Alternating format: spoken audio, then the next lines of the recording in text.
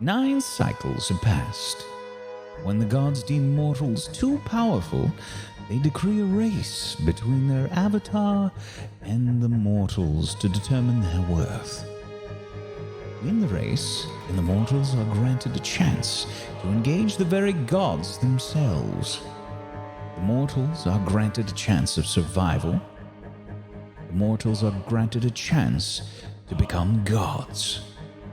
Lose and see all mortal life removed from the Kryn, and the next cycle begins. This race is the final command of the gods to their mortal counterparts. This is their dying order.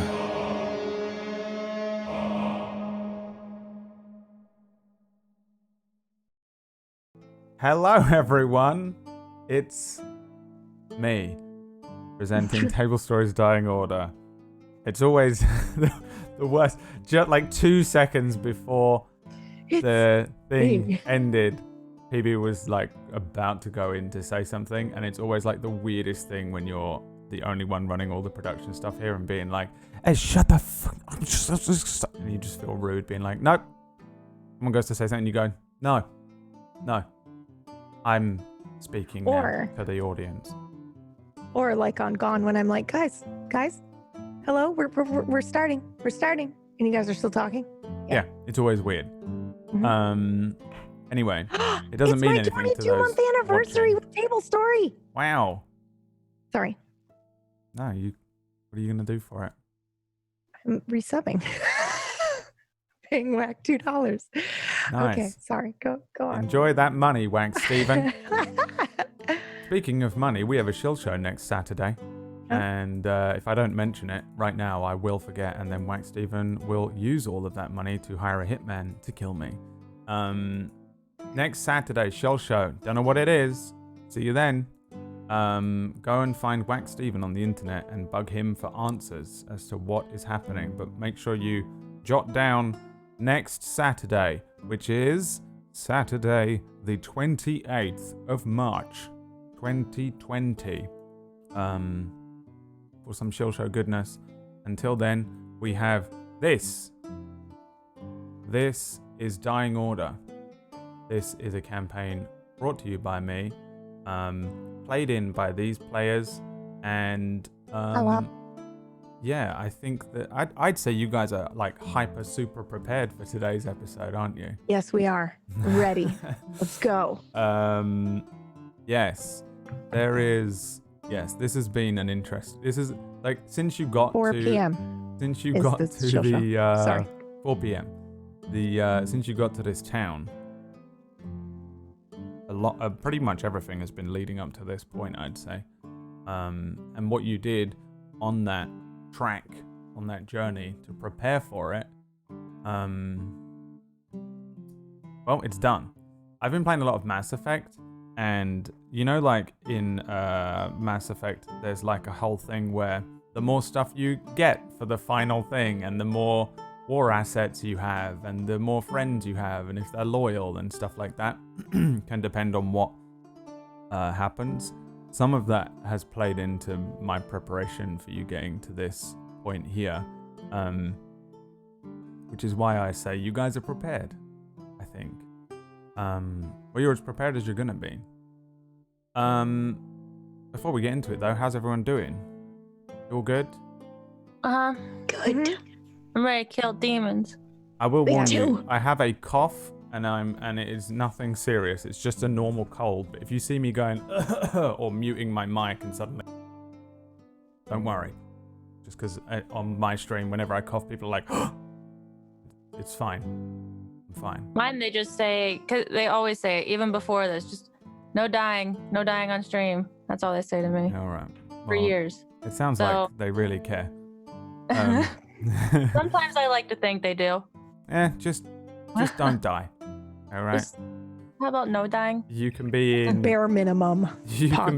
Bare minimum. You can be in mind-shattering pain, but don't die. All right, Pocket. There's the limit. They've drawn a line in the sand. Yeah, I need to censor all of my coughs. So every now and then I'm probably just going to be like, and you'll have to just deal with it. I don't know. How you doing, Disby Arix? I'm doing good. I'm Yeah. addicted to Animal Crossing. What's the name of your island? Misty Isle. That's cute. How about yours?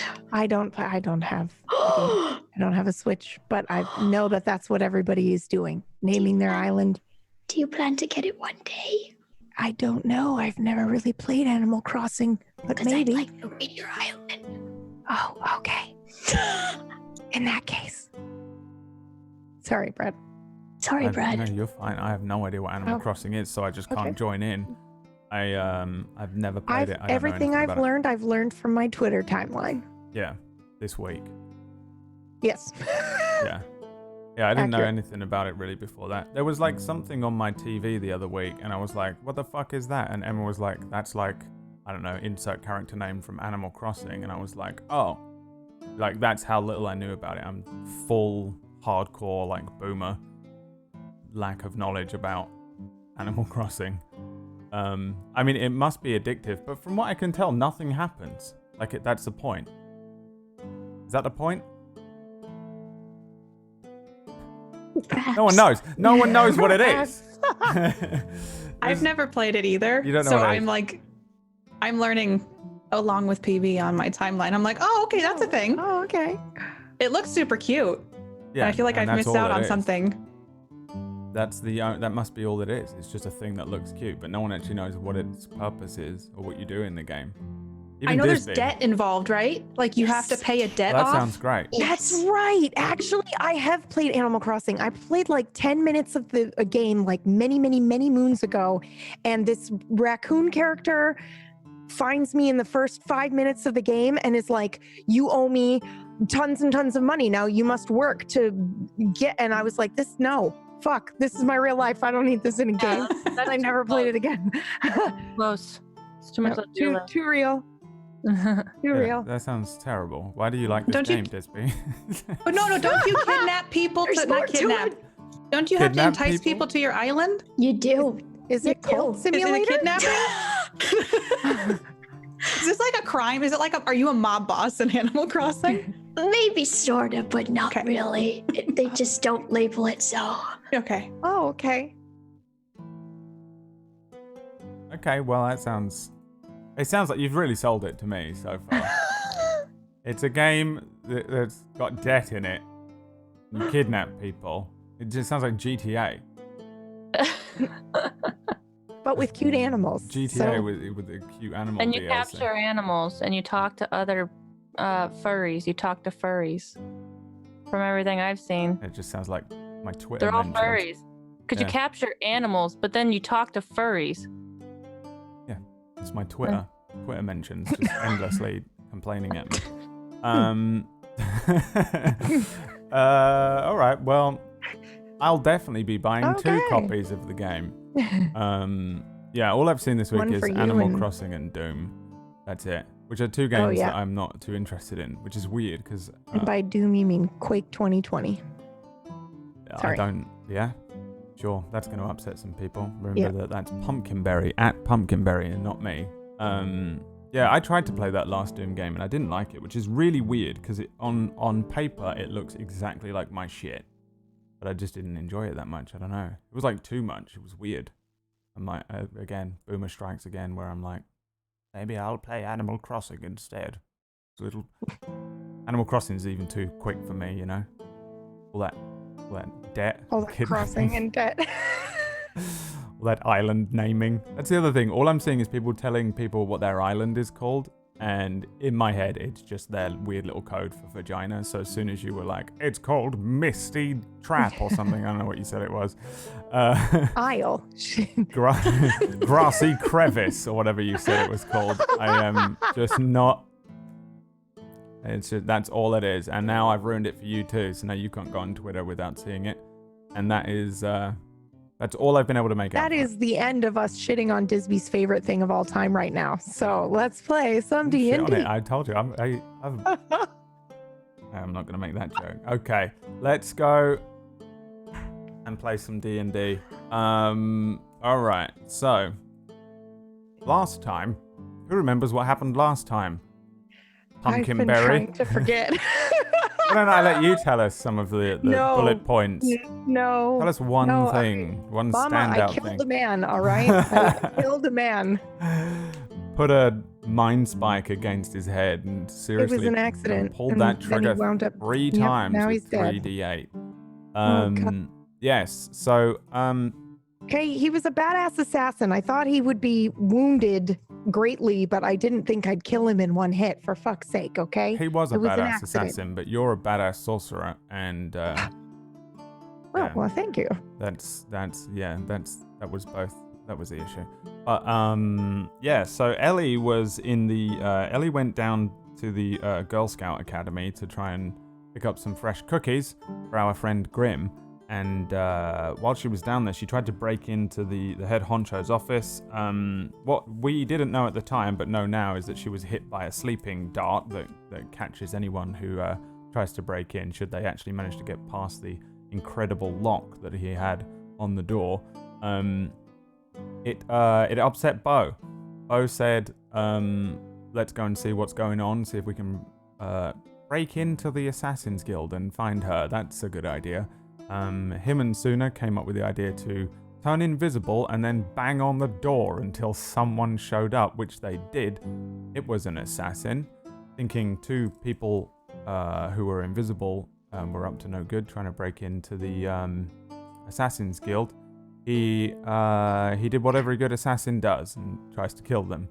They kind of proved their innocence, and as he was about to take them into assassin-y custody, Suna unleashed an extremely powerful psychic spell on him and killed him instantly.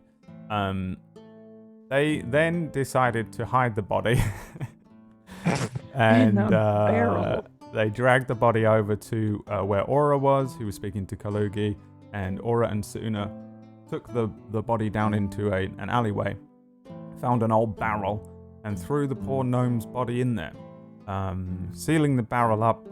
Surely no one will ever find it, and I'm sure you'll get away with it. Then Ellie did wake up. She got a little bit of information From a nap. From a nap. She got, that's a good point actually. Ellie got some information and also got an envelope. Her next target, once she's finished with her work, her little holiday here that she's on, her next target is Bo. However, when she came out, she told them that she had just had a quick nap. This infuriated Bo and Suna and Aura maybe, and then they all waltzed off towards the Temple to Auril, which was the location of their next clue or lead in their task. They're trying to find somebody called Ezen, who is the demon that is said to have answers that they need about how to find access and potentially kill the god that is kind of hiding behind this charade of the Dying Order. Is my internet dying? You tell me. No, You I sure? don't think so. Okay. We could. So off you went down to where this temple is, and you had your friend Grim with you, who's a paladin. He can do a divine sense thing, which is kind of like a sonar of sensing evil. Friend. He went up to the doorway, set off his little sonar thing, and while you guys were expecting maybe him to do something, that I don't think any of you were expecting him to suddenly and fearfully step away from the doorway, worried about what was inside. And that is where we pick up today's session. Going straight in, picking up from where we were before. Yes, that's right. You guys find yourselves in Bellona on a snowy bridge beside where this temple is. As you guys stand mostly on the bridge, Ellie a lot closer to where Grim is, in front of this doorway which lies open, a little bit of warm light spilling out onto the snow. You, there isn't a lot of people around here, but there are people present for the record. There is just an expansive bridge behind you and a T section at the other end, cobblestone roads covered in snow, buildings covered in snow, a few carts and things. When you guys watching onwards see Grim, this huge paladin man in his thick plate armor, grip his sword and step backwards from the entranceway of this temple. He, wide-eyed, glances over to you guys.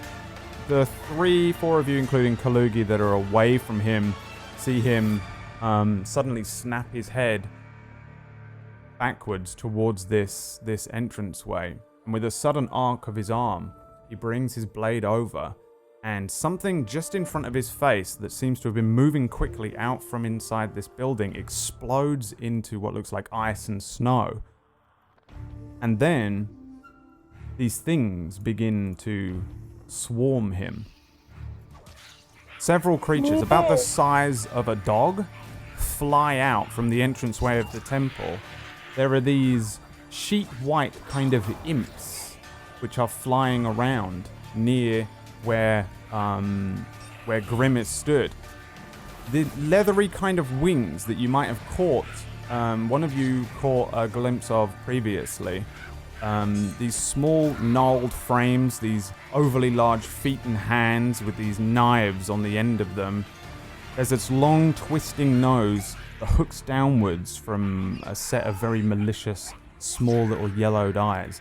Grim stepped backwards with his blade out, swings a kind of side arc, and you see another one of these creatures caught in it, and it explodes again into ice.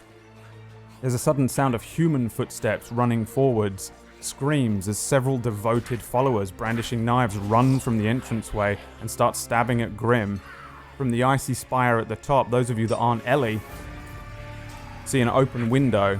A few more of these mephits fly loose, and I need everybody to roll some initiative. Holy shit, that was so cool! As you find yourselves on this bridge. You gotta click your token before you do it. I was slightly too late on that. Yeah, I'm sorry, my bad.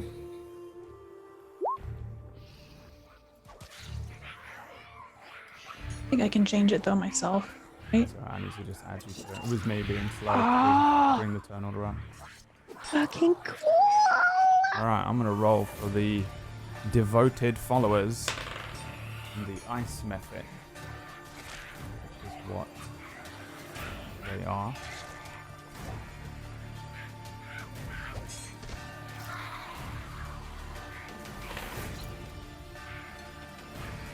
Oh. Wow. Alright. So, who am I missing? Grim and Kalugi are also here with you. I kind of took a wild guess as to where you guys were. I feel like Ellie was pretty close from what she said to me at the end of the last episode. You guys were a little further along the bridge. People start running and screaming and fleeing the scene suddenly as these things start launching out of the entranceway to this temple that's just kind of just stood there forever. And you guys will be the first ones to react. Ellie in particular is the very first one to react here. Okay, so I would like to move. Let me see. There are two of these creatures that are the two which are kind of up here. Yeah. Are very high above you. They're about 60 feet up. Everything else is at ground level and kind of flying past Grim. He's just taken out two of these ice mephits, and then 2 more have flown past him, and they're turning, arcing around. There are suddenly all of these devoted 4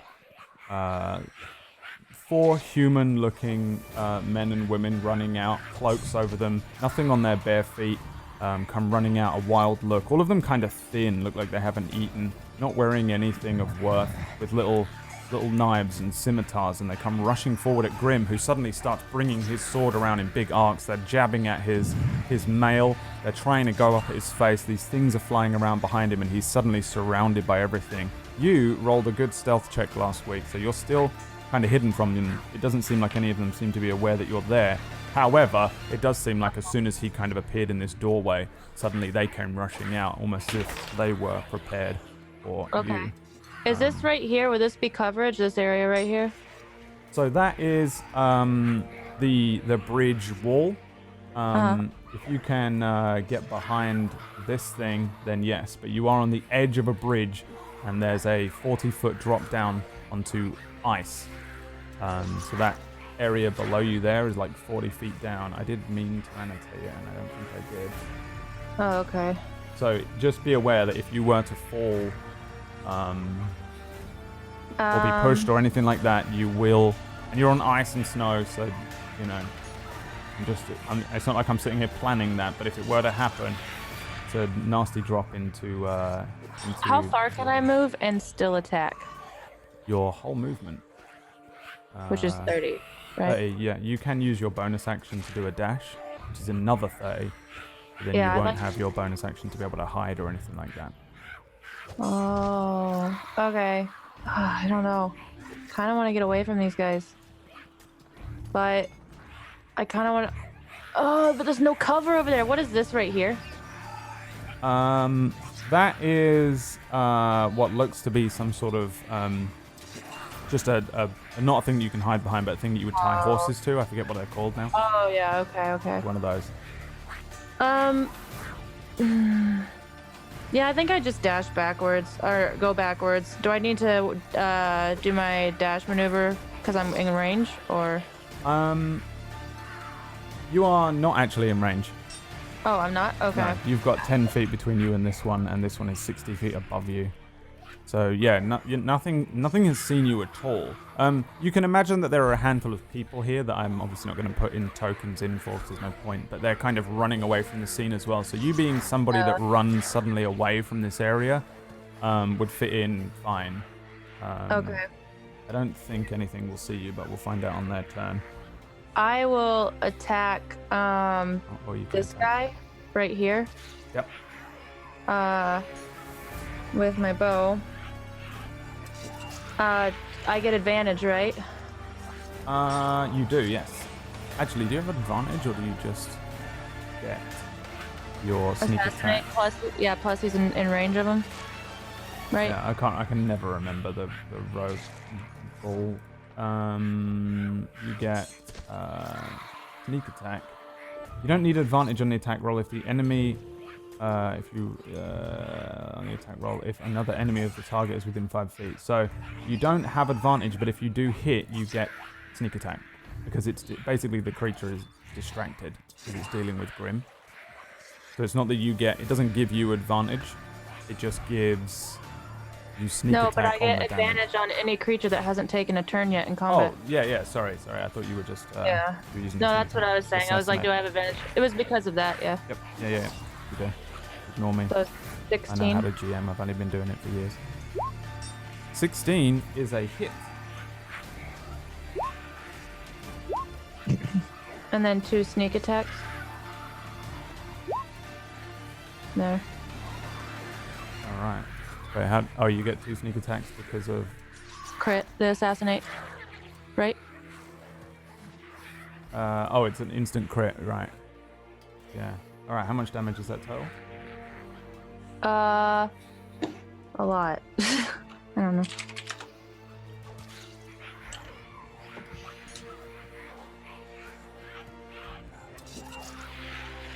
35. How would you like to kill this man? He's a thin-looking, devoted follower that comes running out. He jabs a knife towards Grim. You see it kind of glance off of Grim's armor when you let loose your arrow. I'd say like right as he goes to jab Grim, you see Ellie just fly backwards, and then as she's doing so, she just unleashes an arrow and it goes right through the guy's head, and like lodges right into his eye. Yeah, So- he suddenly spins sideways as he's caught by this arrow.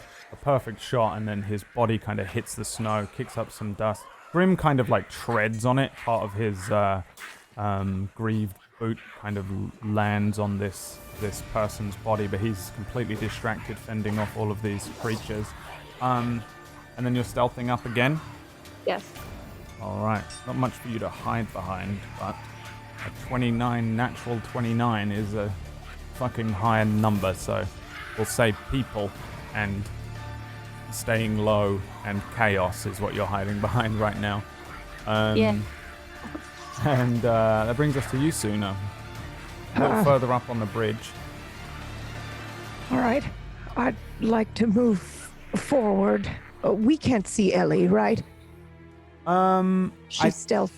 I think She was mad at us, I think, and she You would walked it's, away. you'd probably see me as I flew backwards and unleashed an arrow, but then I would just like disappear again behind some she's people or gone, something. Yeah. You have an idea of where she is. I don't really know what the rules are between party members, but I don't see why it would, why you would really necessarily be able to know where she was. But, yeah, no, you probably can't see her. There's a bunch of people running out from the area. It's not like a massive crowd or anything, but just your eyes trying to lock on to where she is. Yeah, struggle. All right. I'm going to move forward. And you said these ice creatures are 60 feet in the air, correct? Two of them are, yes. The two which are on top of the tower there are.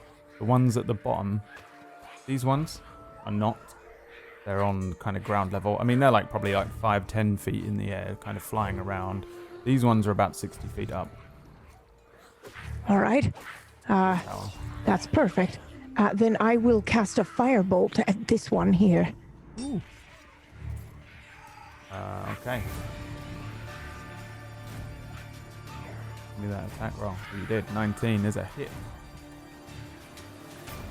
6 fire damage. 6 fire damage. Yeah, how does it look? I think this is pretty overwhelming. I think I wasn't expecting this, so I kind of run down as quickly as I can, and I think I see Ellie kind of disappear or reappear, and she shoots her bow and then disappears again, and then I just bring my staff forward and I shoot a fireball right out of the staff at the ice creature. Nice. And I'm focused and determined and maybe sweating a little. Yeah. And when you see this creature hit, and you're hitting the one the closest to where you guys are, upwards, this one. Yes, that one. That's correct. And yeah, this firebolt launches upwards. The creature appears to be, for a moment, it's tracking somebody in the crowd directly below you. When it suddenly sees this firebolt launching up towards it, you see it hit by the thing. It explodes. The creature and the firebolt kind of exploding into flame and ice. Lots of snow and ice falling down from where it was. And the area where it was previously, there is no creature left. Does it look like it melted or exploded the creature, or does it look like the creature was never there to begin with? Oh, you exploded it, for sure. Oh, wonderful. All right. Yeah, you murdered this thing. All right. Fire if you can. Oh, wait, Bo isn't on here. So, Sorry. that's okay, I didn't realize. 13. When you roll your initiative, click on your token and then click initiative. Oh, That's how it okay. goes. And yeah, okay, sorry. Luna, What? continue. Right.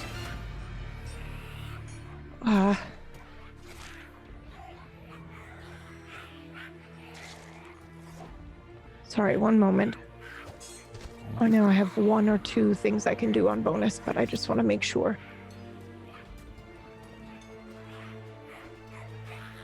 Right. Bonus action. Yes, I will use my chronomancy and I will accelerate aura. What does that do? You may use this to move forward the wheel of time. A targeted friendly creature within 20 feet is now allowed to use one additional action. Nice. All right. It's haste. Pretty much is haste, yes. You cast Final Fantasy TM copyright registered Yes. on Aura. And I think this is the first time Suna's used time magic like this. I think it is. I'm curious Yeah. as to how this might look to both of you. I think everything slows down for a moment, and I reach out with my other hand, and it's the hand where the hourglass will kind of illuminate and light up. And Aura and I are the only ones that can kind of really, you know, she sees me and I see her, so she knows what I'm doing. And I cast this, and I think I don't know if we know, but I think you feel it in your bones, Aura, that you can just cheat time right now in this next moment. Yeah. I have a gut feeling that I can do something a little extra. Yeah. And then time resumes, and I go back to looking forward. Yeah. You end your turn there? Yes. All right, Aura. You're So up. after feeling Suna cast this spell, I'm gonna first lean over and touch Bo and cast protection from evil and good to Bo. Nice. Okay. Protection from evil and good. Put it in chat. Thank you. Let's see here. So one willing creature that you touch, concentration, which means you can't cast another concentration spell, and if you get hit by damage, you need to make me a Constitution saving throw to hold the spell up. Till the spell ends, one Okay. willing creature you touch protect against a certain type of creature. Or aberrations, celestials, elementals, fae, fiends, and undead. The protection grants several benefits. Creatures of those types have disadvantage on attack rolls against Bo. The target also can't be charmed, frightened, or possessed by them. If the target is already charmed, frightened, or possessed, they have okay. So Bo, you have a protection from evil and good on you right now. So if anything attacks you, remind me, if it's a demon-looking thing, that it has disadvantage, and also if anything tries to charm you or frighten you, you can't be right now. Okay. And so I'm gonna do that, and then I'm gonna pull out my bow and arrow, my longbow, and I'm gonna aim it at one of the flying, scary white bats. Yes. Which one? The one that's closest to me. So, that one. Yeah, that one. All right, give me an attack roll. Okay. 23. 23 is a hit. Yes. 4 damage. 4 damage. So this arrow looses. You see it kind of arc a little bit over a couple of people still running, fleeing the area, and it launches down. This creature is kind of flying in an arc around where Grim is, when suddenly it's caught spinning through the air with an arrow stuck in it, dealing 4 of your finest earth damage to the creature. Yeah, it kind of lets out like a little screech, I think, and looks around in the chaos to see where the arrow came from, but doesn't seem to see you. Straight isn't like it turns and locks eyes with you or anything like that. Anything else in your turn? I can still move, correct? Yes. I'm gonna move up next to Suna and stand next to her. All right. Brings And I us think that's to- everything I can do. Yeah. Oh. All right. First things first, I guess I'm gonna try and attack one of these little bat thingies. They look like demon babies with wings. really Let's get rid of one of them. I have a light crossbow, and that's exactly what I'm gonna do. You might be too far back, Bo. Oh, all right. Perhaps all I don't want to get too Come up close. near me Okay. or Aura. All right. In I'll that range. okay. I'll just be behind you two. All right, and let's give this a go. Oh god. As I'm doing this, my hands are shaking. Ooh, 17. That's a hit. Which one are you aiming for? The closest one to me. Okay, give me the damage. 6. 6 damage. You see this second bolt fly towards the same creature. It's kind of scanning the area when suddenly it turns to one side and it's caught by another bolt. It kind of spins out of the air. You lose track of it for a moment before it flies back upwards. The bolt that you've shot it with kind of falls out, but there's a bunch of like icicles and little tiny little what look like crystals and gems that fall out. Snowflakes?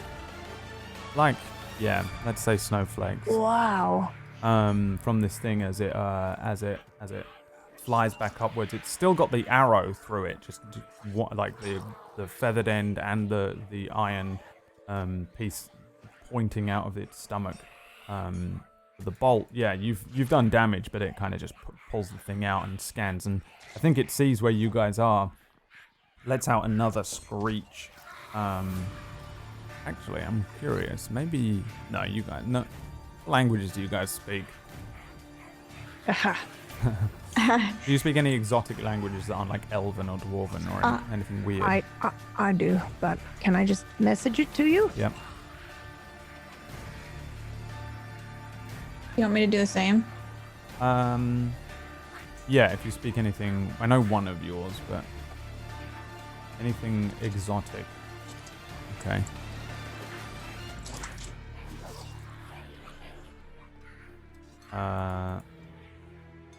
Okay. Yeah, no one understands what it's saying. Well, Kalugi does, but he doesn't say anything yet. Okay. So, yeah, it screeches, and you see, I think you probably see the other one, which is up on the top of the roof here, the 60 feet high. One kind of suddenly, its head turns towards you and looks over the area where all of you are stood. Anything else on your turn, Bo? Yes, I would like to cast Bardic Inspiration on Aura. Uh-huh. Oh, actually, Aura, you had another turn, I think. Oh, no, you did it. Sorry, you got me. Sorry, carry on.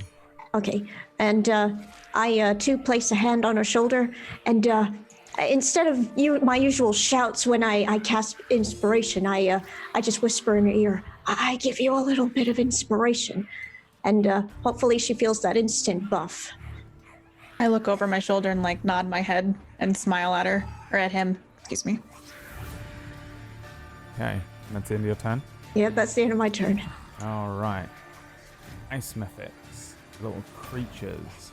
The one which is on the roof is going to fly over to here. He is still 60 feet above where you guys are. But he starts flying up above you. It doesn't even seem to be like attempting to attack or anything like that. It moves into kind of a holding pattern above where you guys are. It seems to be what it's doing. Like it's flying around above you, not necessarily trying to launch attacks over to where you are. The other one does the same thing. Get to there. This one comes flying past where you are, Ellie. Seems to have no idea that you are there. The one which has an arrow in it and is leaking snowflakes behind it suddenly beelines. It dips down into the crowd. A few people scream. A woman falls. And it flies out and then appears in front of where you guys are, letting out another one of its horrible little screeches. And that's where it ends its turn. It looks like it's totally going to attack you though, but it's used all of its movement to get towards you. And yeah, yes, this one does the same thing. However, it's going to fly, weirdly enough, it's going to get right next to where you are, Ellie, but it has no idea that you're there. However, Grim does get a free reaction, but does he use it? Let me remind myself of what his bullshit is.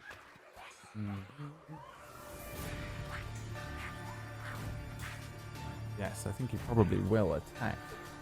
As this thing flies suddenly past him, it catches his eye. He brings his arm back, attempting to hit it with his sword, which is called Bane Sword. Oh, a miss. Oh. He swings wildly at it, too busy dealing with the 4 or the 3 now men and women that have come rushing out and seem to be attacking him. Let me roll another thing. Oh, actually, no, I'm not going to do that until his turn. Yeah, he misses. It's just a wild swing. He's far too busy dealing with these devoted members. This thing is kind of mid-flight, Ellie. By the time we get to your turn, it's kind of flying really near where you are. It looks like it's going to fly past. Doesn't seem to be aware that you're there at all. And that is the end of their turn. Bringing us to Kalugi. Now, Kalugi witnesses all of this happen, but at first, when you guys are rushing forward, he takes a moment to kind of scan the area.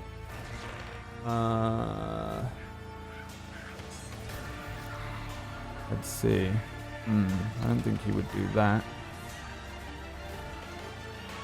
Okay. Yeah, I think he scans the area. We probably hear him mutter under his breath. He probably says something to himself like, something's wrong. And then he suddenly moves into action as well. He brings out one of his hand crossbows, loaded with those blessed bolts that he attempted to give to Bo. And then fires a shot at the Mephit, which is way up above where you guys are, that's scouting around. And on a 16, he hits. 5 piercing plus 2 radiant damage to this thing because it is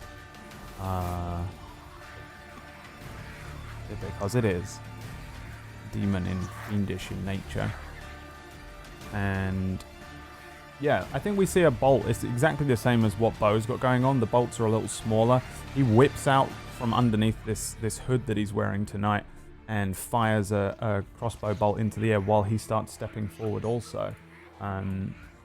Lugi's going to jump up on the side of the bridge.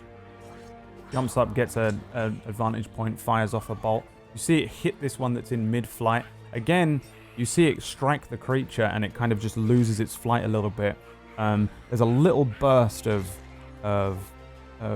like divine white as opposed to the icy white of the creature as this bolt strikes the creature and it lets out a cry from above you. And he is done, and that is that amount of damage. Which brings us to Grim. Now, Grim is trained in certain tactics. I'm going to roll 1 dice for him real quick.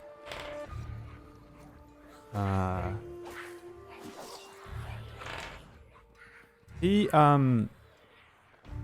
turns to you guys. He just shouts into the crowd, knowing that you're there, kind of doesn't know exactly where you are. He says, he shouts and says, I think the ones that are... And then he goes quiet as he starts to fight with another fellow in front of him, and then ends his sentence. The ones that I'm fighting are here purely to deal with me. Watch out for the creatures flying around. They're looking for you. And then he continues to fight with the things, and then he shouts again over the crowd, there's more coming! And, because he has a... What did he say? View into the doorway. I think he said there's more coming. Ha! Shit. He is going to swing his sword at one of these guys, the one directly in front of him now. 16 is a hit. And that is a death. You see him just... What he was attempting to do to Aura, he does successfully to this guy. He brings up... Well, that's gross. He misses that hit with the ice mephit, but then his huge form brings this flat horizontal cut into the side of the neck of this very thin-looking man, and it utterly cleaves his head off. The body lands partially on the body of the one that Ellie has killed, his head rolling into the crowd. Grim kind of pushing forward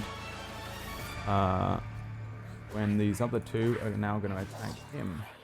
They rush in, they try and swarm him.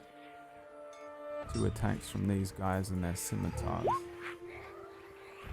2 misses. Ding, ding. Just hitting nothing but plate armor or him kind of hitting and parrying them away. Before it brings us not to Ellie's turn, unfortunately. Oh no. Everyone make me a wisdom saving throw. Let's see here. Bo, you do not need to do it. Ellie, you have advantage. I think that's it. 13. Also 13. 13. 10. 10. Yeah, Uh-oh. with advantage. Yeah. Mm-hmm. Check of what the DC was, because I closed it because I'm clever. Oh, damn. That's not good. Okay. Let's see here. I wasn't going to do it this way, but I think I'm going to have to now because so many of you have been charmed. All of you. That, oh wait, one for Grim. No way. So Bo, you're unaffected by this. The rest of you, there's a strange sensation for a moment, and as you're moving around, Ellie's coming to a skid, maybe preparing to knock another arrow and locate a target as this creature flies past. Aura running forward, preparing to fire another arrow maybe. Sooner summoning up, maybe beginning to incant a new spell. Suddenly there is a sensation of a strange presence that seems to feel like it's kind of around you. It pushes into the very air around where you are, and you feel odd. I think probably is the only way that I can describe it for now, as each of you is charmed by an unseen figure. 1 minute, everything around you that's happening is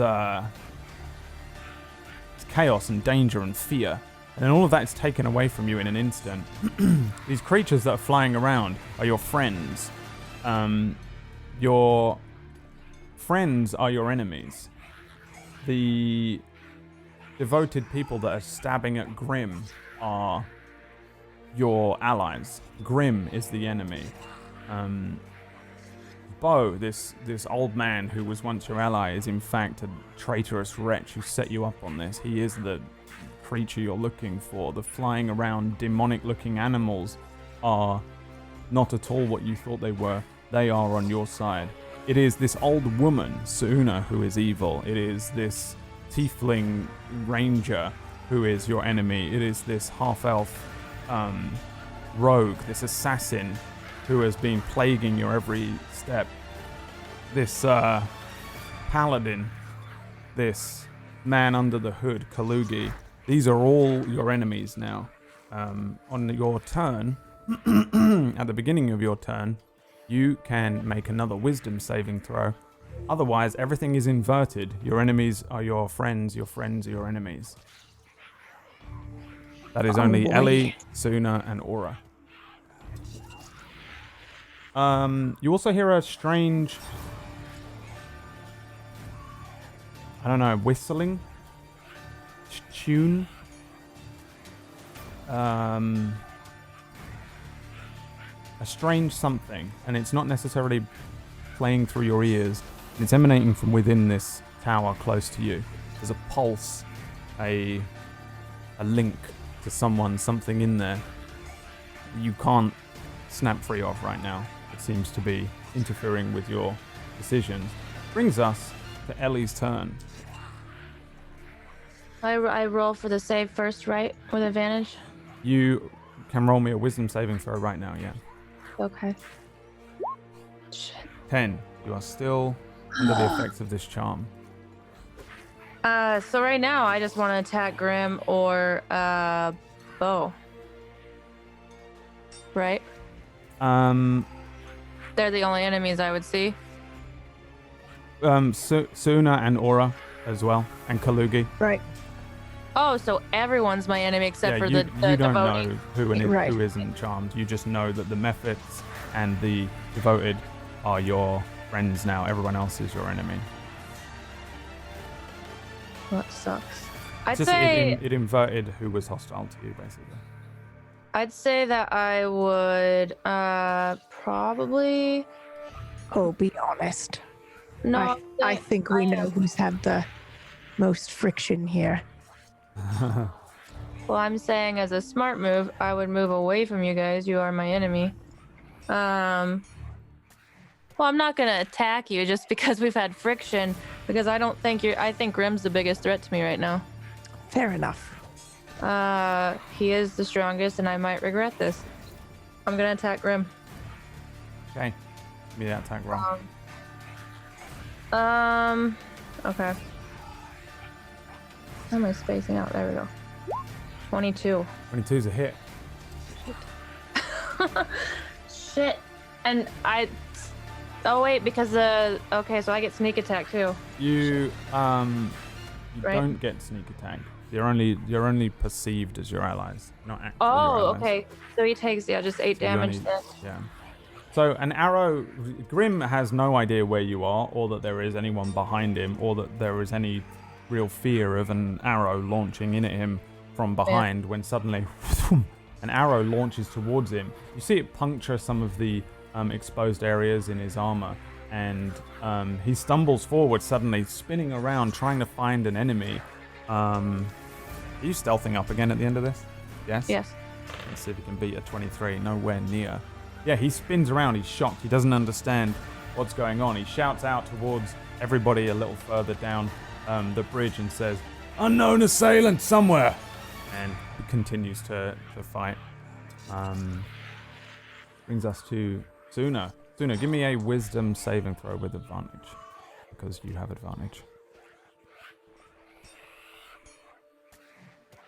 11. Now roll me another one without advantage for the one that you missed earlier on because of my own fault. 15. Just enough to break free. All right. You snap out of it, but you were under it for a moment. Something weird happened for sure. I don't think that you... you can roll me an Arcana check, actually. Sure. 16. There's something in there, probably someone, that is sending out pulses of a huge and very powerful charm wave ability, able to twist and control people. You're very aware of pretty much what just happened, but you're not aware of who's under the charm. All right. I think I probably assume it was just for me. And I sidestep for a moment because there are two ice demon creatures that have come very close to us now, correct? Yes. Yes, there's one like right in front of you. Like it's there, its knife fingers are right in front of you, and it's going to attack one of you three for sure. There's one flying around above you and another one flying, kind of beelining towards you right now. So I step to the side and I put my walking stick into the snow, and I take a step back and my walking stick stands there by itself. I close my eyes for a moment, and then a second walking stick appears above my right hand, and I twin spell firebolt to the two closest ice demons in front of me. 1 second. Okay, I think you might have disadvantage on one of them because it's a ranged spell attack. Remember if that counts for spells or not. If I... Ooh. Well, I don't want to do that. I'm casting check. a ranged spell. It says a creature or object within range. Yeah, it does say ranged spell attack, so I would assume the same applies. I think you get disadvantage on ranged spells at melee All right. range. So I'll hit the other two then. The two that are still... Actually, no, I don't think you do.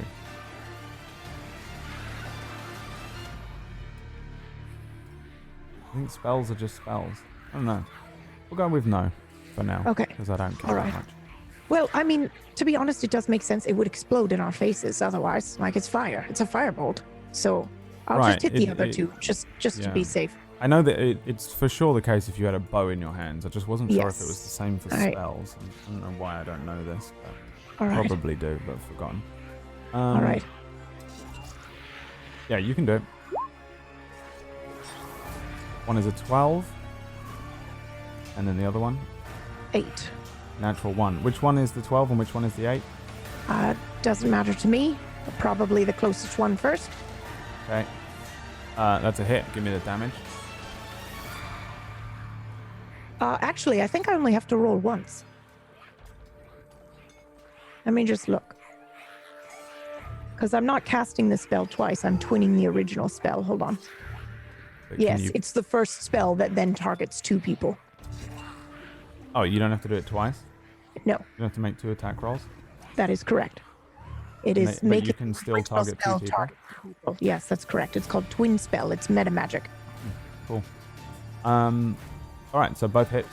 I'll pop that in the chat for you. And they do the same amount of damage, each one. Yes. I guess, unless you want me to roll the damage twice. That part isn't very clear. No, and the second one is this one. Yes. Just gotta keep track of damage. Yeah, I think, these 2 firebolts go off. One of them strikes the meth in front of you. It explodes the creature. The second one launches beyond it, and then you see it hit the other creature behind. The other one doesn't explode, but is just absolutely beaten to hell. But it kind of like vanishes for a moment and then reappears. There's bits of it falling off of it. It seems to be held aloft not by its wings, but by some sort of whatever magic is holding it together in the first place. The one that explodes in front of you, it dissolves, it melts, and then the ice and the shards of ice and icicles explode all around it. Let's see. Aura, Bow, and Suna give me dexterity saving throws. Oh, wow. Natural 1, or natural 6.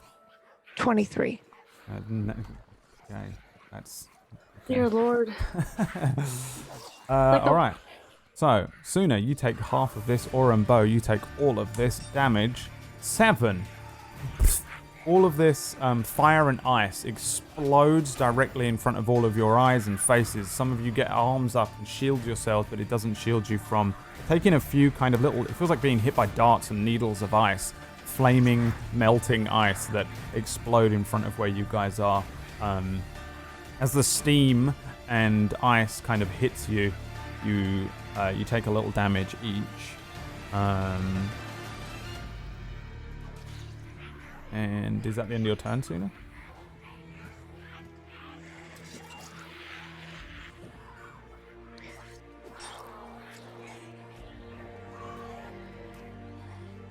Yes.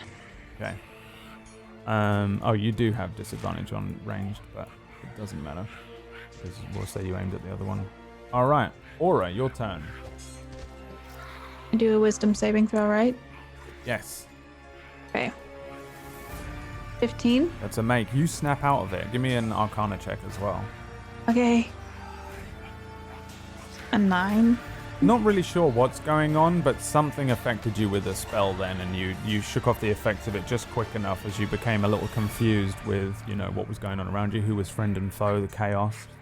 It doesn't feel like it was just something that you felt. It was for sure the effects of a spell being cast on you by someone somewhere, something Okay. somewhere. You snap out of it and you're back grounded.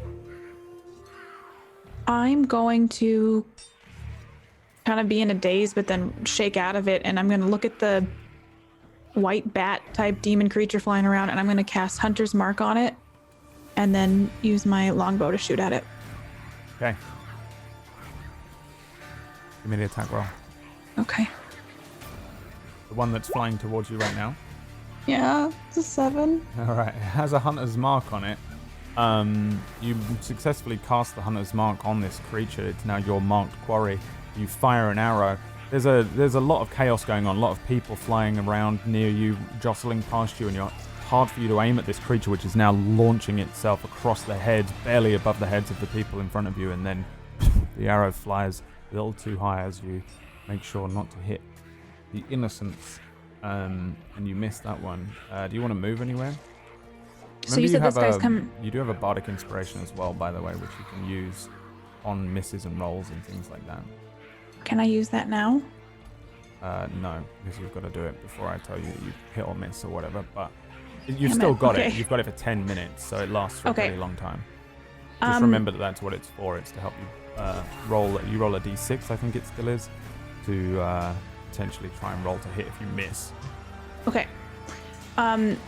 Oh, we all had advantage on that wisdom saving throw. And saving throws as well, by the way. That bardic inspiration would have worked on your saving throw, I think. Okay. Remind me just so I don't have... Can I ready my sword? Yeah? I'm going to ready my sword because you said this creature's coming towards me, right? Oh, right, I see. Yeah, sure. Yeah, you pull out your All right, sword. I'm gonna put my bow away, and I'm gonna grab my sword and pull it out just to prepare. Yeah. Sorry, there was a ready action move that you can do where you hold an action, but you don't have the action to hold. Okay. And I think Yeah. you're doing it. So I'm just gonna do that so I'm gonna try to protect Suna and Bo. Everyone had advantage. Everyone but Aura has advantage. Oh, sorry. I thought I was muted. If it was charm person, which I don't know what it was because it was an Wasn't a charm invisible person. cast. Yeah. I was speaking out loud to the chat. I just Sorry. thought maybe there was something I missed somewhere. Nope. By the way, I don't barely know what's on your sheets and stuff half the time. So if there is something, if I say do something and you're like, I have this resistance to poison or whatever, then do let me know. I would have said something earlier. I just didn't want to spoil that other thing. That's all. Yeah, Sorry. I couldn't remember I will put that on. your thing. Yeah. Right. Sorry. Okay, Bo, your turn. All right. I was going to try something interesting until Ellie, stealthed. So I guess I can't charm her back. Dang it. So I guess I'm going to start off by casting Bardic Inspiration once again. Are you charmed right now? Did you fail? No, I had the protection. Oh, yeah. Yeah. There I am. And then I'm going to cast Bardic Inspiration on, poor Grim. He's looking pretty roughed up over there. So I try and call out his attention. Grim! Hey, you, Grim! Hoping he hears me. I think Grim? he definitely hears you. You distract him from fighting with Grim, the I people around cast him. Bardic Inspiration. Okay. And I wiggle my fingers like this in hopes that he feels that instant buff. He does, but he doesn't like it. He could reject it. No. He probably would. He's doesn't seem to be struggling with these two people at all. One of them probably goes in with a dagger, and you just see him grab the person's arm, and he lifts them off their feet a little bit while parrying the other one with his sword. He's not struggling with them, but he is engaged in combat with them. That's your bardic inspiration. That's a bonus action. You still have a main action. Yeah. You're welcome. I then proceed by attacking one of these flying demon babies with my light crossbow, the one that's nearest to us again. Okay. Okay, let's go do that. All right. Here we go. 19 is a 19. hit. Yes. Nice. 9 piercing damage. 9 piercing damage. The crossbow bolt flies perfectly true. You see it strike this thing in its small face with giant nose. As it hits the creature, the thing kind of shatters and breaks like an ice statue and explodes into more of that steam and the spikes of ice and shards that fly everywhere. None of you are within range to be hit by that death burst, but you kill this one successfully. It kind of just explodes and falls to the ground. A few people kind of just fall to the ground. They get hit by it, but they're fine. You just see everybody screaming and running to the most part, I think pretty much everyone's clearing the area now, and you are, yeah, you're good. Do you want to move? No, I'm good right here. All right. The creature above you, the one which is flying above you, he is going to fly over to here. It remains 60 feet above where you are, and just kind of circles the area around you. I think actually it can probably go higher, can't it? Yeah. It is now 80 feet above you. It flies up real high. It's you can barely make it out in the night sky, kind of doing these circles around where you are. Every now and then it lets out its own kind of screech. You can kind of make out that this thing seems to just be kind of doing circles around the location where you are. And brings us to Kalugi, who will fire another crossbow bolt up to it.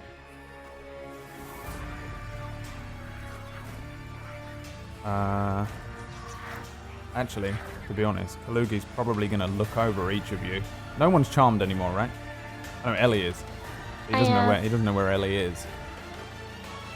He shouts to the three of you that are nearer him and says, "A lot of you feel all right? You're feeling all right?" As he's loading his crossbow. I think so. All right. Something weird's going on, right? Yep. There's something You weird too. going on, all right? He fires a crossbow into the sky, and then he waggles his finger at you, the one with the ring on it. Sooner. Ah. He was right. 10. He's actually pretty close, but he misses this thing. Oh wait, no, he badly. Oh no, yeah, he misses it. He fires a crossbow bolt into the air and says, "That one's pretty fucking high up. What's the plan?" As he shouts towards you three again. A plan? Get rid of the flying creatures. Kill the wall. Save Grim. Right. That's the plan. Kill them all and save Grim, alright? And he kind of starts walking. He's on this wall, which is above the bridge area. It's only about maybe 6 feet, probably not even that, probably like 4 feet tall wall. And he's walking along it. He starts moving away from the area too. He's going to move down to here as he moves along the wall and starts heading towards the area where Grim is. And Grim's going to try and kill someone, because that's what he does. 21. This is so intense. You see him just, the one that he grabbed the arm of, he kind of elbows the other dude and then just drives his sword through the other one's chest. The devoted follower here kind of gets shoved off of the sword and falls backwards. Its blood kind of pouring out onto the snow there as he falls dead. Grim taking out one more. And I think probably he's going to scan the area for what he doesn't realize is Ellie. He looks around. It looks like he looks straight at you, Ellie, but his eyes kind of like glance over where you are. He doesn't seem to know what's going on. He's desperately looking around for whoever hit him with this arrow. He snaps it off and throws the back end of it to the ground. Final little devoted fellow here brings out a scimitar and hits Grim with it. It's fucking impressive, really, for these guys. There's like a sudden cutting noise as Grim takes a wound all the way up the back of his neck, across the back of his head. But he doesn't even seem to flinch. I think probably Ellie sees this more clearly as he kind of, his eyes widen and he turns around on this guy. A little trickle of blood running down his back. Doesn't seem like, even though that he took a kind of a pretty nasty slash, a cut to the back of the head, he just turns around. He just seems more angry as he begins to attack this this second fellow here. Let's see here. Ellie. Oh no, not Ellie, is it? Let's see. Everyone give me wisdom saving throws with advantage if you have them. Bo, you still don't need to do it. In fact, Ellie, you don't need to do it either. Do I have advantage? You, in fact, yeah. So it's just Suna and Aura advantage. Wait, no, you don't have advantage, do you? Oh. I'm getting super confused here. So that's Unless a 4. she uses her thingy-mabob. Okay. No, It's I a don't want to 4, do that. that. Doesn't give you advantage. It just gives you a plus D6 to the roll. There's just Suna and I'm gonna roll for Kalugi. No, You want me to roll for again? Kalugi, I mean Grim. I rolled with advantage. Nope, that 4 works. Okay. You are once again charmed by this thing. Inverted everyone that you consider to be hostile is your ally. She knows this time, though, right? No. It's not the same as charm person. Like once it's over, you know you were charmed. She knows she was charmed before, but now she's been hit by another dose matter. of magic, so Alright. it doesn't matter. Yeah, it overwrites whatever it needs to overwrite to make you believe what it's presenting to you, which is that good guys are bad guys and bad guys are good guys. And Sooner you pass on a 22. So, but I think probably you're aware this time as a wave, a pulse of this is sent out from you again. Do I know where it's coming from? You can give me another Arcana check. 12. 12. You know that it's coming from inside the spire in front of you. It's essentially coming from here on the map, from inside this area. And is there an opening in the top there? There is, like 60 feet up, there are like tiny little windows that these mephits flew out of. Ah, all right. It's tapered. It doesn't look easy to climb. Even someone like Ellie would probably really struggle to climb up it. It's like a it's like a tapered stone thing. It's doable. But no, there's 2 entrances. There's an entrance here, which is open, and last week you guys spied an entrance which is down here, basically. On the dock side, about 40 feet down, but it's closed. Right. But there is another way in there. Yeah, you're getting this strange sensation, this strange pulse of energy. Aura, roll me a Constitution saving throw, and Ellie, since you are also still going. 6. Okay, Ellie, you don't feel this, but for some reason, Aura, you feel kind of oddly turned on Okay. after this wave hits you. Okay. Whatever you want that to be. I can only describe how that would be for Bo, unfortunately. My players for this. And I'll help you if it comes to it, Bo, I'll help you with that roleplay. This is a joke. Alright, moving on. So, Ellie, your turn. You're hit by this pulse again, but it doesn't affect you because you're already on side. Your enemies are your friends. No, they're not. You snap out of it. Suddenly, this wave hits you, and you snap out of it. You're kind of maybe sighting Grim a moment, and then, yeah, for whatever it is, your elven fortitude, whatever training you maybe have, maybe it's the undead elements. Something snaps you out of this charm, and you're aware, I think, that you were hit by something. You can give me an Arcana check to know exactly what, to have an idea. A better idea. 11.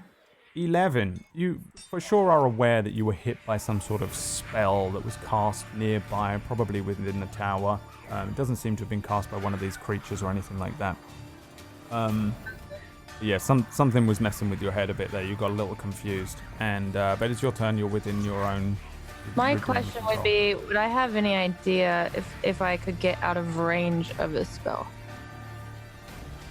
On an 11, I don't think you're aware of what that range would be.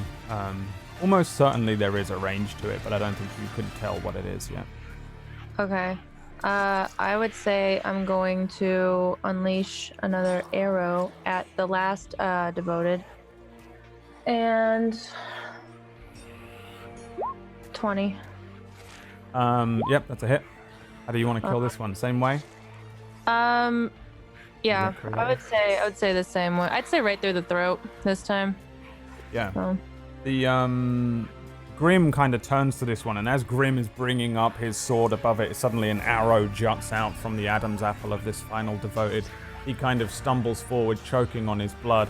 Grim just hits him with the top of his, the pommel of his long sword, and the fellow falls down. I'm gonna move. He's out of stealthing up again. Well, Wait, I was gonna try and move like behind, like out of range. Is Grim able to see you? Is my question. I would say if he immediately turned around, he'd see me moving backwards. Okay.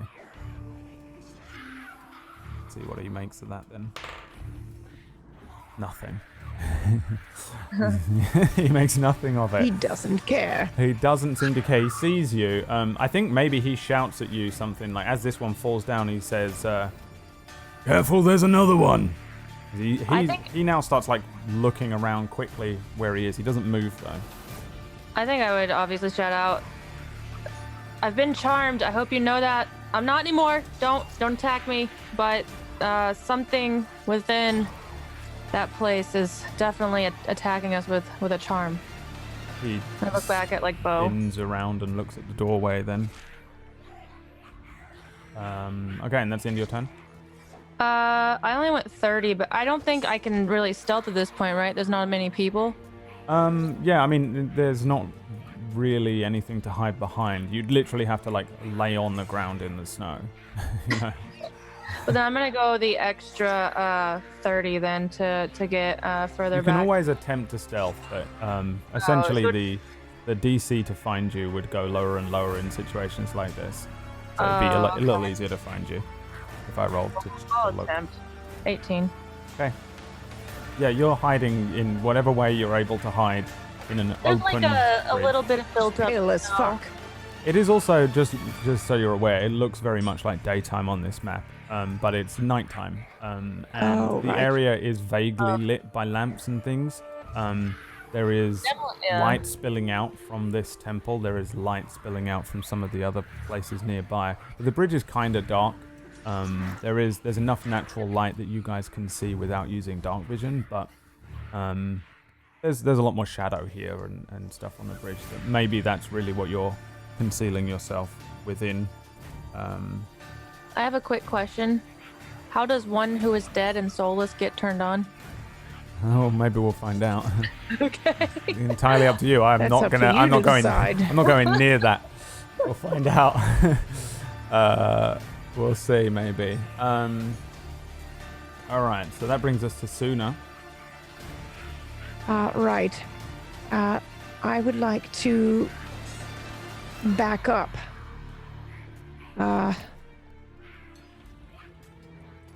And disengage, I guess, from this ice creature. This is the above last you. one You're left, already correct? disengaged. Oh, wonderful. It's like All 80 right. feet up. Oh, wonderful. Okay, then I will just cast Firebolt into the air then. Okay. What's the range on Firebolt? Like 220 feet? Something? Yes, 120. 25's a hit. 10. Above you, a flare launches into the night sky. The creature which is floating around, boom, explodes. Ice and snow, warm droplets of rain fall down upon where you guys are as this last one is taken out, and for a moment, the combat is kind of over to a degree. The creature, the final method, explodes. There's a few seconds where nothing seems to rush outwards. Looking down towards where Grim is, he is standing in the doorway and he turns to where all of you are and says, "There's more of them in there." All right. How many? He shakes his head as if to say too many to know or count. Oh, that can't be good. That's not good at all. Is it hot in here? Are you all right? Sorry. For- So my for or- firebolt a little too Are close you to still you. charmed, Aura? Wait, you didn't break out. I didn't break out, no. Oh, who do you want to attack? Oh no. Oh. Yeah, that's the thing is, You want to attack one of these creatures? These are all standing around talking. They don't know that you're still charmed. Everyone stops. Kalugi kind of comes to a pause here. Grim's talking to them. They all take a breather when you can do whatever you want to do in your charmed state. okay. Completely forgot you were charmed. Because Suna just shot a fireball in the air and killed one of my comrades, Yeah. I'm going to have to pull my sword up, which I already have out, Yeah. and attack Suna with it. All right. Give me the attack roll.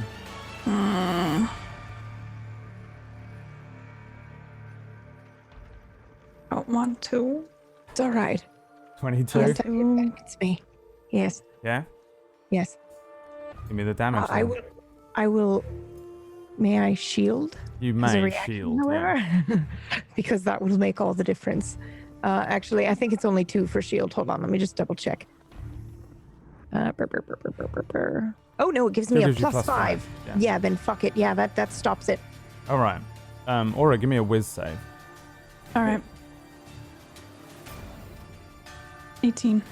You bring the sword up. Suddenly, like, Kalugi's wide eyes kind of looks at Aura. Aura brings up this great sword above where Suna is. It comes launching down. It's a pretty good strike. It looks like it's probably going to cleave Suna's head in two when Suna, you shield. How does that look? How do you stop Yeah, this thing? I raise my quarterstaff, my walking stick, and then a kind of like illusionary shield appears in front of it, and it just blocks the attack. But it is very close to my face or neck where she was going to attack, and I'm quite startled. It's almost like I just reacted without thinking about it when it, flew close to my face. I'm Aura, what are you doing? You I'm snap sure out of it. I snap out of it? Yeah. Okay. I mean, before I snap out of it, you see that my eyes are kind of wild and the green veins that are normally on my face are kind of shimmering a silver color that you've never seen before, and I look very flushed. But I blink rapidly, and I notice that I'm putting pressure on my sword on top of you. Are you all right? Oh my god, I don't know what I did, and I No, that's step all back right. and drop my sword. You're very strong. Do I realize that I was charmed again? Yes, fully aware. What is going on? Are you all right? Are you all right? Yes. I'm fine, miraculously. As they're talking, I would come out of stealth, like right behind Aura. So, did you guys get charmed too? Yeah. Yeah. We probably should have had those rings, It's a good idea. I They're put pretty my fucking hand. hard to Remember? come I put my hand to Aura's head, and I'm like, "You look a little flushed. You okay?" I don't know. I just feel a little off. Yeah, It's a little hot. It's cold. I'm sorry. Was that my firebolt ball thing? I've never different, I used that think. before. Yeah. Because I'm probably very confused as to why I feel the sensations that I'm feeling. Are you having hot flashes? Yeah, something like that. Did you sleep with Alvin? What? No, I would never sleep with Alvin. And Alvin's also, not wow. even here. Yeah, Alvin's like, Listen, we were only there, like a couple days ago? I'm just asking if you're experiencing any, I don't know how it works. Listen, I'm you think sorry. I'm pregnant with Alvin's child? You never know. Oh, that's not how that works. It's the barfing first. Morning sickness comes first. The hot flashes are I what you don't get when mean you to can't have interrupt you, babies ladies, anymore. but Right. I think we have more pressing matters. Right. Perhaps we could come up with a plan because Right. Master Grimm seems to have walked in. Well, here's what. What? What? Oh, Grimm is shit. gone. Grimm has disappeared It's time from to where he go. was Okay, stood. Aura, I think I'm going to. What happens if I shrink you down and then I levitate you up to the top of the tower thing, and then you go inside and just take a peek? I mean, I guess you just shrink me down and then you levitate me and I go see what happens. Well, I quite mean, the just to investigate. Let's do it. I mean, I owe you one at this point. I almost tried to kill you. Well, that's all right. Or we could just go in after him. I'm not really good at this sort of thing. I turn back to Bo and I'm like, hey, can you do that inspiration thing? That thing that you yell to people? I need. Oh, What? yeah, of course. That'd be great. Thank you. I could. Oh my God. Can I give bardic inspiration to both Suna and Ellie? You can, At this yeah. point? Remember to Okay. be marking them down though as you use All right, them. yep, I'll be I am running towards the entrance then. You're I'm running like towards the running entrance. as I say that, and then I like just take off. I guess we're not shrinking you, or I'm sorry. I mean, okay, I guess I mean, it was a good plan. Thank you. Just trying to think on my feet. All right. Well, let me tell you one thing. Where are you? Okay. And he starts running after you as well. So everyone's running in. Yes. Yep, we're going in. Probably a good time to go to a break then, isn't it? Oh my God, I have to vomit. That was so cool. You did a great job. You killed all the creatures. The music, the sound effects, holy shit. Pooping my pants. It was great. You imagine if Aura had killed you then. That would have been amazing. Yeah, I was honestly, well, actually, never mind. It would have been interesting. Yeah. All right. Well, you guys are all running in. We're gonna go and do a little pee. Everybody, make sure you go and wash your hands, and pee if you want. Pee. Wash your hands, then pee, then wash your hands. Then and wash your hands again for 20 seconds. And then come back here. Sing to yourself, Aura almost cleaved Suna's head off, and say that 30 times. All right. And then return after the short break here. Remember, we have a shill show next Saturday. That's when we do a 4 p.m. one-off kind of game of something. I don't know if we know what the game is, but we're going to do something dumb, and we try and raise money for the channel so that Wax Steven can eat food and we can keep putting shows on for you all. If you want to show up and just have fun and look at us be dumb and donate to affect the show, then that's next Saturday. They're going to be really dumb. And that's that. All right, that's the only announcement for today. We'll see you in a few minutes. Okay. Bye. Bye. Maybe hello video. All right, never mind. No, be right back video. Just an empty screen. What? Yeah. Let's Oh. try it. Let's try it again. Should. Hey, Doc, There we go.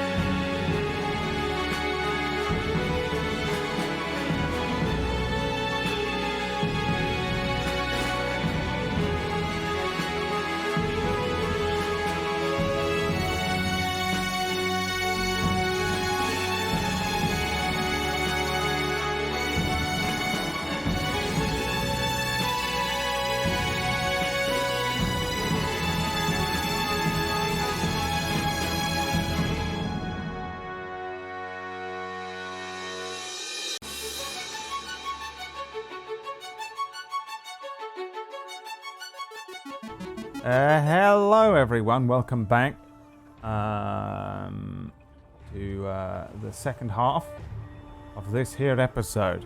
So each of you guys running in, is that correct? Yes. So, as you as a group rush into the entranceway here,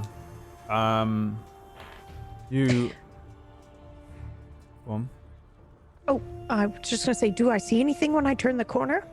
That's what I'm about to describe. Okay. Before we rush in. As you rush down the corner and rush in, yes. Right.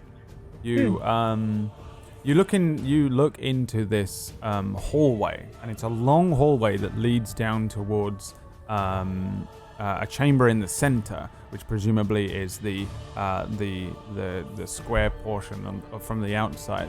Above you is a tower, an open kind of tower around this hallway. You can see a stairwell that leads up and presumably upwards into this the tapered tower above where you are. Instantly, even though it's cold outside, it remains chilly inside.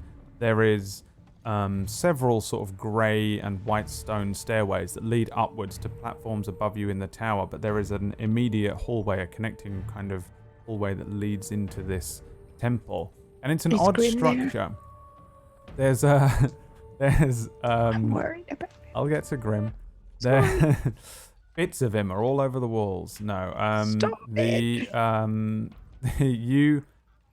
you would expect this to look like a place of worship, maybe with idols or areas to leave contributions or offerings and stuff like that to the temple, but there really isn't much by way of the goddess Auril that you would expect. There are a couple of kind of icy sculptures in stone sort of busts, but they're not really necessarily of Auril. They just appear to be of people, maybe previous priests or patrons. You can see a couple of paintings and tapestries, but for the most part, this place is pretty barren. There is really only this hallway that leads into a chamber, which most likely is the main temple. At the end of the hallway, as it opens up, you can see several figures. Lining the halls are several of these devoted people. You can see people standing naked to one side with their bodies encased in ice. What? Their heads sticking out of the top of these giant icicles, these icy cubes. And all of them are looking at you. All of them kind Ew. of lining maybe 10 either side of the hallway leading upwards towards the center here. These sort of strange individuals, maybe part of some sort of initiation rite, something like that. All of them with kind of glazed looks over their eyes as they're looking at you as you enter. No one rushing towards you, none of these creatures flying down, but above you in this tower, you do see a couple more of those winged mephits, the horrible icy leathery wings with their little hook noses and their little eyes peering down from above you, watching you. Nobody rushing towards you, nothing rushing towards you. At the end of the hallway, you can see several more of these initiates, but they're not encased in ice inside the hallway. They're just kind of standing to attention in front of maybe an altar or an area that leads up to where an altar is, and standing with his sword kind of loose in a loose hand to one side, and his head a little cocked in the middle of the hallway at the far end is Grim. He doesn't say anything, he doesn't look at you, but you can tell from his eyes that he's got a kind of weird glazed look similar He's to that charmed. of those in the room. What do you guys do? Don't go in. Kalugi, what's happening here?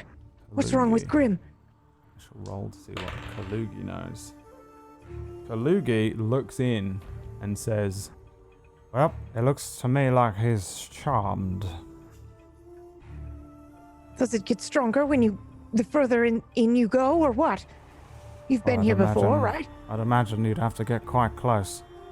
None of you have been charmed. Oh wait, no, you were just charmed. Yeah, I said that. You were charmed. Yeah. Yeah. We all were. I Right. was too for a second. Yeah, there's Are you really. all? No, were you charmed? I perhaps was the only one. Well, you and me. Right. Well then I'd say no, it doesn't matter. I'd say you just got to him. Idiot went running in by himself. All right. Well, what can we do? Can you two go in first and maybe just escort him out? If I can figure out which one's charming him, I might be able to help out. I tried before. I think it's coming from up there. Maybe. Can I You want try me to- again? You want me to go up there? Well, Scout the no. place out? Can I try again to locate where this is coming from? Yeah, in what way? Oh gosh. Ooh, I have an idea. I don't like it though. I'd step inside and maybe kind of wait for the charm to hit. You And step willingly, inside. step inside the temple, wait for the charm to hit, and willingly kind of be prepared and try to find it when it hits. Wait, Suna, what are you doing? I'm just hold on. But you realize if you get I'm- charmed, then you I'm can't just- control yourself. Well, then you can use your sword on me. It'll be fine. I'm just trying to find it. If it gets us all, we're in big trouble. Do you feel anything yet? No, not yet. I'm just waiting. What about now? No. I take another step forward inside. Bo, don't you have some magic tricks up your sleeve? I've seen you wiggling your Well, fingers. I too can charm. I don't know if it's possible if I could perhaps charm Grim again. Well, do you have anything that could maybe locate a spell or Unfortunately not. I don't. detect anything? All right.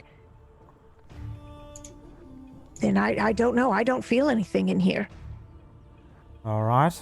Well, Okay. Well, I guess we just go in and get him. go in and get him. Do you see a way to ascend? Is there a way to ascend up into the Yeah, top? there's 2 sets of The big stairs that stairs? lead up Okay. and run around the tower upwards to the top. I There are a think couple of landings, but there doesn't look like there's much in here. It does seem like a pretty barren tower. There's no offshoots. There's no. It maybe was. I don't think you would know Perhaps- what it was for. Actually. perhaps we could just tell them the truth that we're all trying to overthrow God together. So maybe they could just stop for 5 seconds and hear us out. Right, you're trying to do what? We're trying to kill God. We Which told one? you this. Well, whichever one they want us to kill. Right. Can't they sense that we're lying? But we aren't. Oh, We're trying to kill a god. That is true, right? true. It is the truth.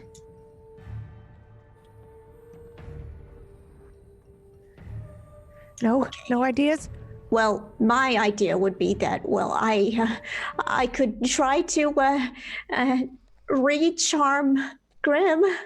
Can you do that though? Can you override an already charmed person? Would that work? I mean, it's worth a try. I've never tried it before, but it's better than nothing. Are you strong enough? Is that going to tucker you out if something No, comes to get us? I should be all right. I should be all right. Okay, so I take a few steps forward, enough so that I can cast Charm on Grim. All right. What spell specifically? You have charm person. Yes. Okay. Let's find out.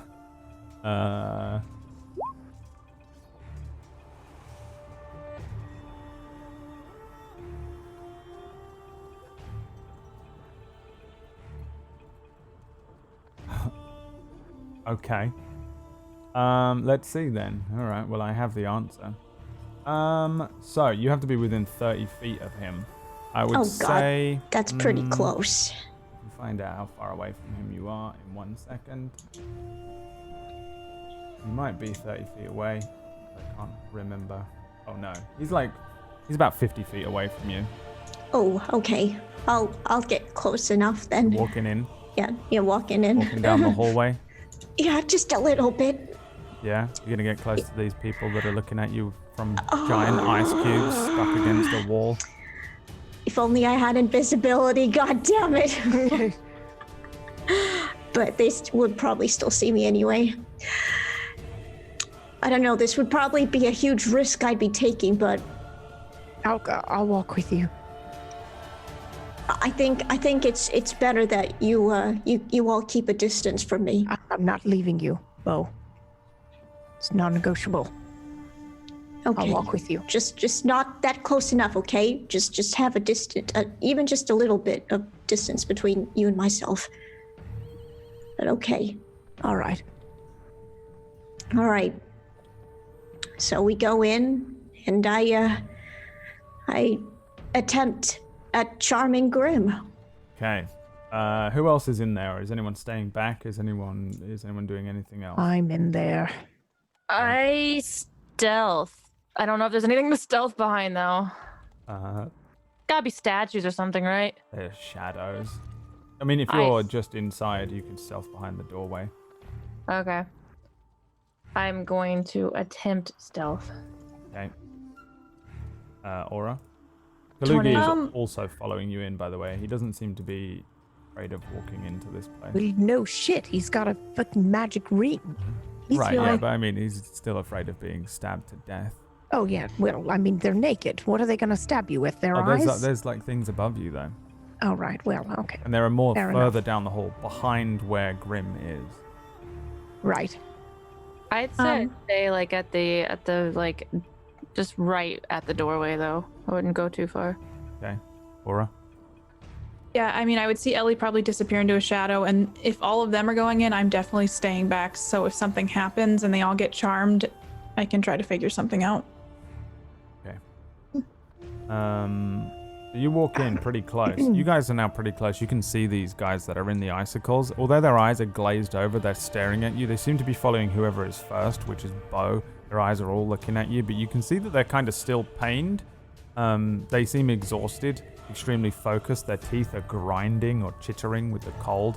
One or two of them have passed out, or maybe they're dead. Kind of hard to tell. But these initiates are looking at you as you get close enough, and you have to walk all the way up to where they are. Grim standing in front of you. Give me a perception check, Owen Sooner.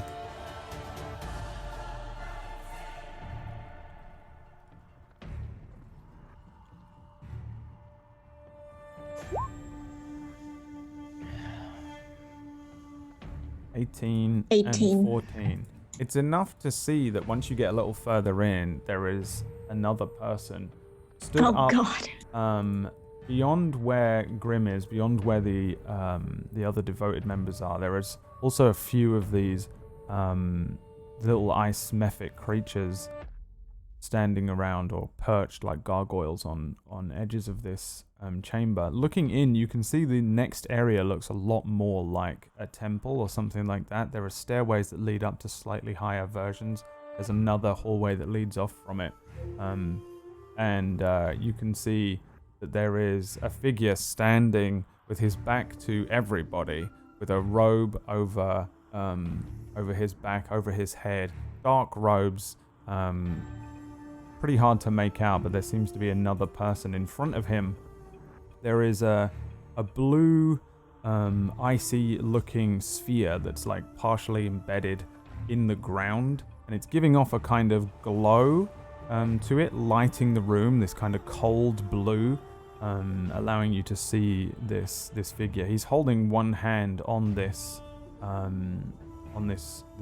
sphere. It's a human Is he hand. scary looking?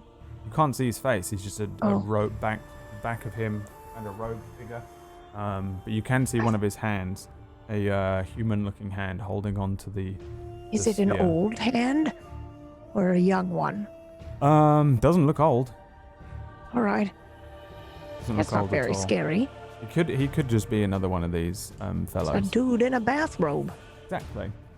As you get a little closer, Bo, give me your let me see here. I'm just gonna make 2 wisdom saving throws. Well, okay. Before I attempt to maybe charm, could we perhaps, seeing that nothing is happening, I don't want to trigger anything.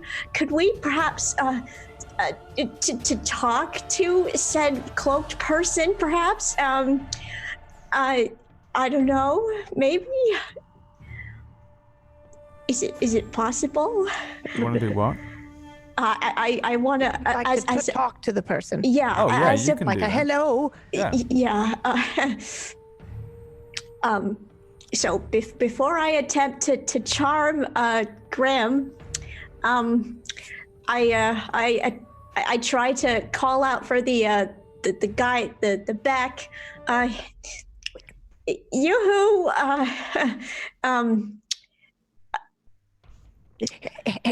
Hello. Pardon us. You seem to have our friend. We were wondering if we could have him back. Is that okay? Chuckles. Oh, I don't know what I said was funny. oh. Did I make a joke without I, knowing? I don't think he's friendly, and I think we just blew any advantage of surprise we might have had. All right, now it's time for my fun. What? What? The figure turns around. Hand still on the sphere, the icy blue kind of sphere. You see a young-looking man underneath it. Dark black hair that's running loose down either side of his face. A very cut jaw, strong features. Around his left eye is like a strange-looking birthmark that runs lower rather than higher, and it kind of gives him the look like he's got like a deep mascara on one eye, that kind of thing. And he's wearing these dark robes, decidedly less finely crafted. And as he turns around, he looks over towards each of you. I think, Bo, give me one quick insight check. Oh boy, okay.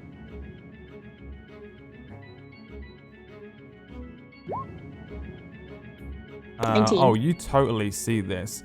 His eyes widen briefly with recognition at the sight of you. Before he disguises the look, it's a flicker that you catch. Me? Bo. Oh, Bo. He says, So, you've come to slay the demon, have you? We were hoping to have a conversation, actually. And to get our friend. Which faction are you from? Faction? Faction? Demon blood. I smell it. What? he's looking at you now, Suna. I'm not from any faction. Neither am I. And I turn to Suna as well. We really just would like to have a conversation. My brother. You're from my brother, aren't you? Bruh? Now wait a minute. I know you. I recognize him, right? You From recognize the him. thing that I had. Yeah, Yeah. he's the one that was in the tent with my mom. You right? recognize him a little.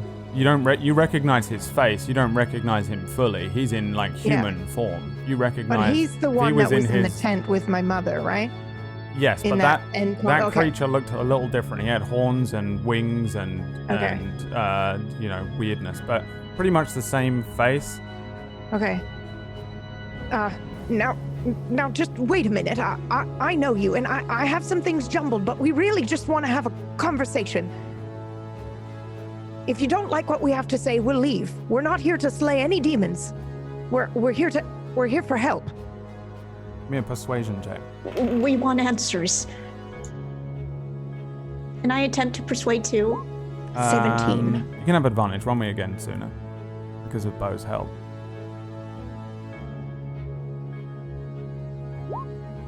17 still. 17.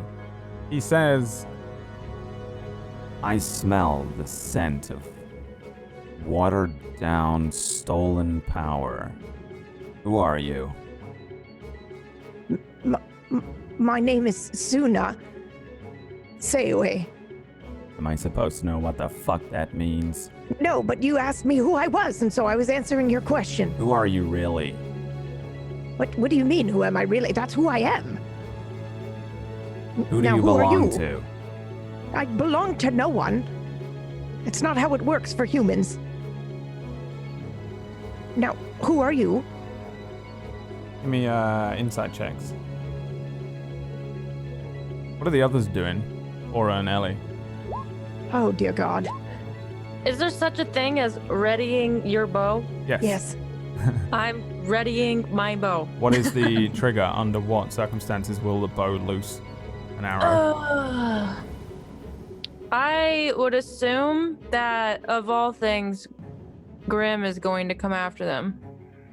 Grimm's just looks like he's been disabled right now. He's just kind of just Oh. standing there. He I would totally then, seems like he's charmed and under this thing's control, yeah. then it would have to look like they're attacking Sauna or Bo. Okay. And you're going to fire it at who? Grim? No, I'm gonna fire at the robed figure. Okay. And Aura, what are you doing right now? I can hear them talking, right? Oh, yes. Okay. Because I've noticed that none of them are charmed, I'm going to step into the room now and in a way, also ready my weapon, but I just have my hand conspicuously on my sword. Yeah, I think ready to draw it. Kalugi has stepped a little further back, and as he sees you walk up, Aura, he says, "Right, I'm gonna see if I can read this guy, but it takes me a moment. All right, it's a little trick I picked up. If everything shit hits the fan, all right, keep me covered." I just look at him and nod. He leans against a wall, and then closes his eyes. The figure ahead of you, who just seems to be a pretty young man, maybe in his 20s, no different really dressed than any of the other robed figures that are in front of you, kind of cocks his head sideways a little bit at what you're saying to him, and he says, You were foolish to come here. I've been following you. Perhaps. For what? For how long? A few days since you arrived. Days? I knew you were coming for me, but I don't know why. Tell me. Why didn't you just say so? We could have avoided all this needless bloodshed. We just want to have a conversation with you. Are you Ezen? Ooh. His eyes widen. Of course. Him. That's him, isn't it? What? I should have known. Well, What are you? right. Back. He finally worked it out. What are you talking about? I'm We gonna were have sent your here- friends remove your bowels from your system and eat them. If you don't tell me what the fuck you're doing here and who you work for if it's not him. Points at Kalugi, who's kind of leaning against a wall. Oh, he just told us how to get in here, to be honest. We really need all the help we can get, but I glance nervously back at Kalugi, and his eyes are closed and he's leaning against the wall, so I'm just hoping that he can't really hear me, and then I look nervously at everybody else who's kind of out of it, and then we're trying to stop Deaveki. And we were sent here to see if Ezen will aid us in this matter. And that's the truth. It is nothing but the truth. We want no more bloodshed here. You're trying to stop who? Oh, for fuck's sake. Ezen is dead. I look visibly disappointed and like I don't know what to do now at this point. There's nothing here for you. Bring me him. Right? Who? What? Points towards Egan, towards Egan, Kalugi. What? No. We'll just be on our way. Bring me him and I'll let you live. What? You have my word. What's your name? I'm High Priest Jacquin. All right, Smiles. High Priest Jacquin. I think we both know that words of demons aren't necessarily. Well, I think we'd like to just be on our way with no more bloodshed. We're not surrendering Kalugi to you. Very well. Can I do something real quick? Yeah? What? He has like a spear or something in his hands? He's like holding on to a thing. What I'll do is I'll bring you over to the inner sanctum here. Okay. You can see him Oh. holding on good to lord. a kind of orb-like thing that's it's sitting in the ground. It comes up out of the ground. You guys are like kind of down this hallway, Yeah. kind of looking at him. The room opens over to elsewhere, but there's a few things going on in here, and he's pretty far away, but clear. You can hear him, and yeah, I think you guys are probably a little around you. By the way, are where all the other things are. The other devoted And yeah, you can. Was You that can the see- only name she gave for the god? I don't think so, but I can't remember. She told you the story of Savras. She told you about Deavaki, and she told you about Ezen. Can I do? Is there like a check I can do to see, like, try to see what he's holding? Try to see if I understand what he's holding. Yeah, it'd be an arcana check. Okay. I don't know shit. You have no idea. Like, it probably doesn't even mean anything to you what he's holding on It's to this thing. It just clearly looks an like he's accessory. leaning on it. Yeah, he's kind of just he looks pretty casual, but he's I think you guys get the sense that he's a little confused. He says, There's nowhere you can run. Even if you walk out of here, I'm gonna find you and I'm gonna cut out your fucking eyes. For Christ's sake. Can I do a check to see if he's lying? yeah, you Oh, can give me about an his- insight check. 19. He doesn't appear to be lying. He seems very confident in his words.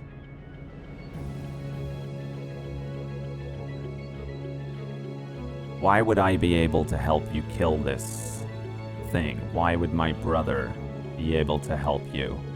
Where did you learn your the name brother. Ezen? Oh. I think I paled for a moment. I didn't know I had an uncle. So that's weird. Oh, yep, I think I'm stunned into silence for just a moment.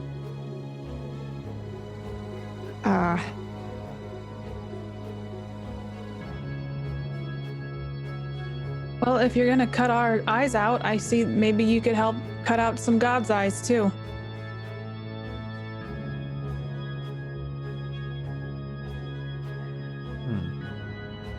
There is only one God that I pray to. Then help us get rid of the other gods that don't quite meet your criteria. Why? We'll have nothing left if we don't take care of this one, yourself included.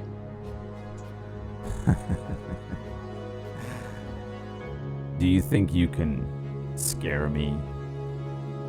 Well, We're I not don't trying to intimidate. I think we're just telling you the truth. You Can't think you I sense fear that sort your of thing? gods? Well, haven't you heard of the Dying Order? I don't understand. Haven't you lived for a very long time?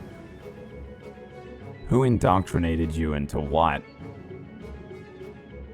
This has nothing to do with that. Can you not see what's going on outside? The snow. What do you know of the snow? That's just one of the signs of what's happening and what is to come. It happens every... How many? Every cycle.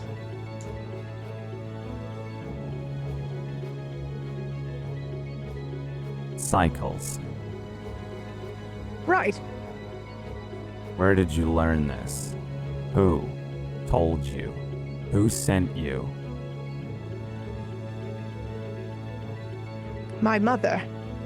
And who is your mother? She goes by the name Numera. He blinks a couple times as if he doesn't recognize the name. And then a moment of recognition. That woman. Wait. You're kidding. No. Of course. I knew you were here. I didn't know why. That power. It's mine, isn't it? What? What? Well, no, I mean, Stolen believe- power. what? He has a big Technically, smile it would be your across his... brother's power, but No.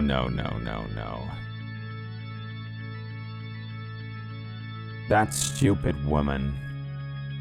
She was strong. I knew it. I lied. I told her my name was Ezen. I knew that someone would come for me one day, and they did. And my brother paid the price. But you're just, I don't know what you are. Some sort of imitation?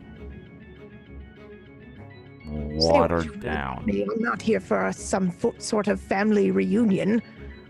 If you won't help us, we'll be on our way. I have many children. I've killed some of them, and I'll happily kill the rest. Is that supposed to frighten me? You should be frightened. Well, I'm not. Try harder. Oh, Give me an intimidation check. He called my mother stupid. I'm sorry. yeah. I mean, I would have always thought family reunions would be nicer. He stops smiling. He says, You will not get out of here alive.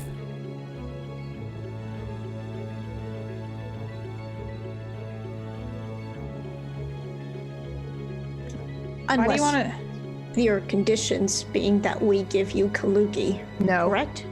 No? we're not giving him Kalugi. Well, no, I'm just saying those are his, conditions.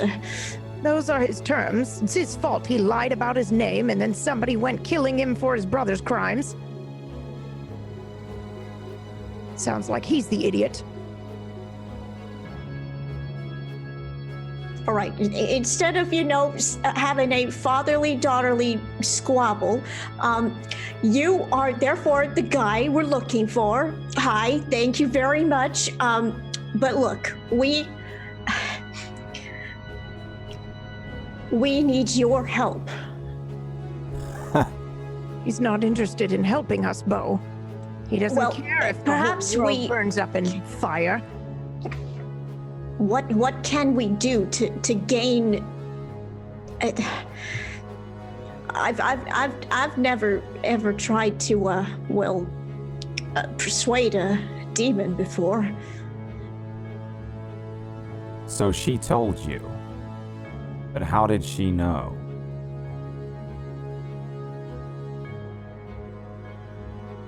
I don't think we actually know, do we? she didn't Did know. she tell us? I mean, Yeah. You thought he was Ezen.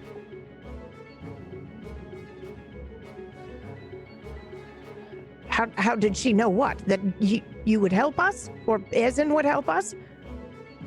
I have nothing that I can offer you to help you in your deluded fight against the gods. One god, singular.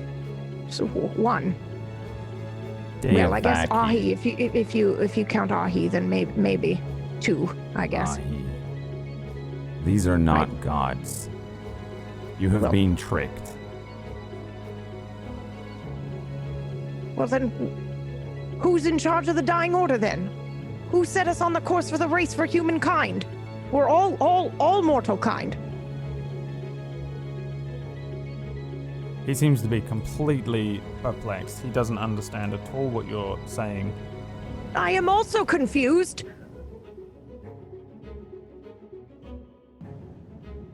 He looks towards the doorway behind where you guys came in and said, You can show yourself, brother. What? I'm bored now. Does he look just like Bo? behind you, Oh! stepping into the doorway from outside, from where you guys were, is a big looking figure. You see a maybe like 6'2", like just above average height kind of guy. Old looking, muscular, white beard, bald head, horns, pink skin, Holy shit. ripped. With the sunglasses on? with a Fuck set of off. sunglasses on as he steps into the Oh doorway. my dear God. You see another figure stand there. It does look like a demon bow, right? It looks exactly like Demon Bow. What the fuck, Bo? Huge. I think I do a double take. I think I look at this creature and then I look at Bo and then I look back. Hell He's- is happening here. He steps into the doorway and crosses his arms. He Why looks do you towards look like Bo? He looks towards Bo and he says, "Why do you look like me?" Wow. It's funny you should mention that. I kind of got inspiration from your, but I never thought I would have this pleasure of. Oh God, I try to puff up my my shawl and I begin to nervously shake. In Pledge my, yourself to me. What? Come You now. got fashion advice from a demon? Pledge No, yourself to me and I'll let you all live. What? What? Oh God.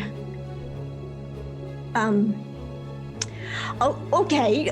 Hypothetically, what if we were to therefore then, pledge ourselves to you? What would then become of, well, our quest? Would you then therefore aid us?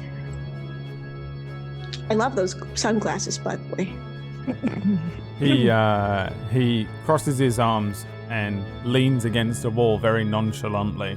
He looks over the rim of his glasses, and behind his glasses you can see fully red eyes, just no iris, no pupil, just sclera red. And he says, In the many years since I have come here, I have gotten strong. It would appear so. But I did not You're know right that as my fuck. brother was murdered by my brother. the other one up on the pedestal on the altar says, It's true, brother. There was no other way. When I first arrived, I was met by this thing. She was a djinn, strong. I had to lie. It had to be convincing. She knew things about me that she couldn't have known. So you killed our brother to spare your skin? Huh. Well, perhaps it is time for a new demon to rule. You do not have the strength, the cunning, or the skill, brother. Perhaps I will take these ones. I have a new initiate. What is your name? he looks to you, Bo. I'm Bo. You shall be my That's- second in command. What? What?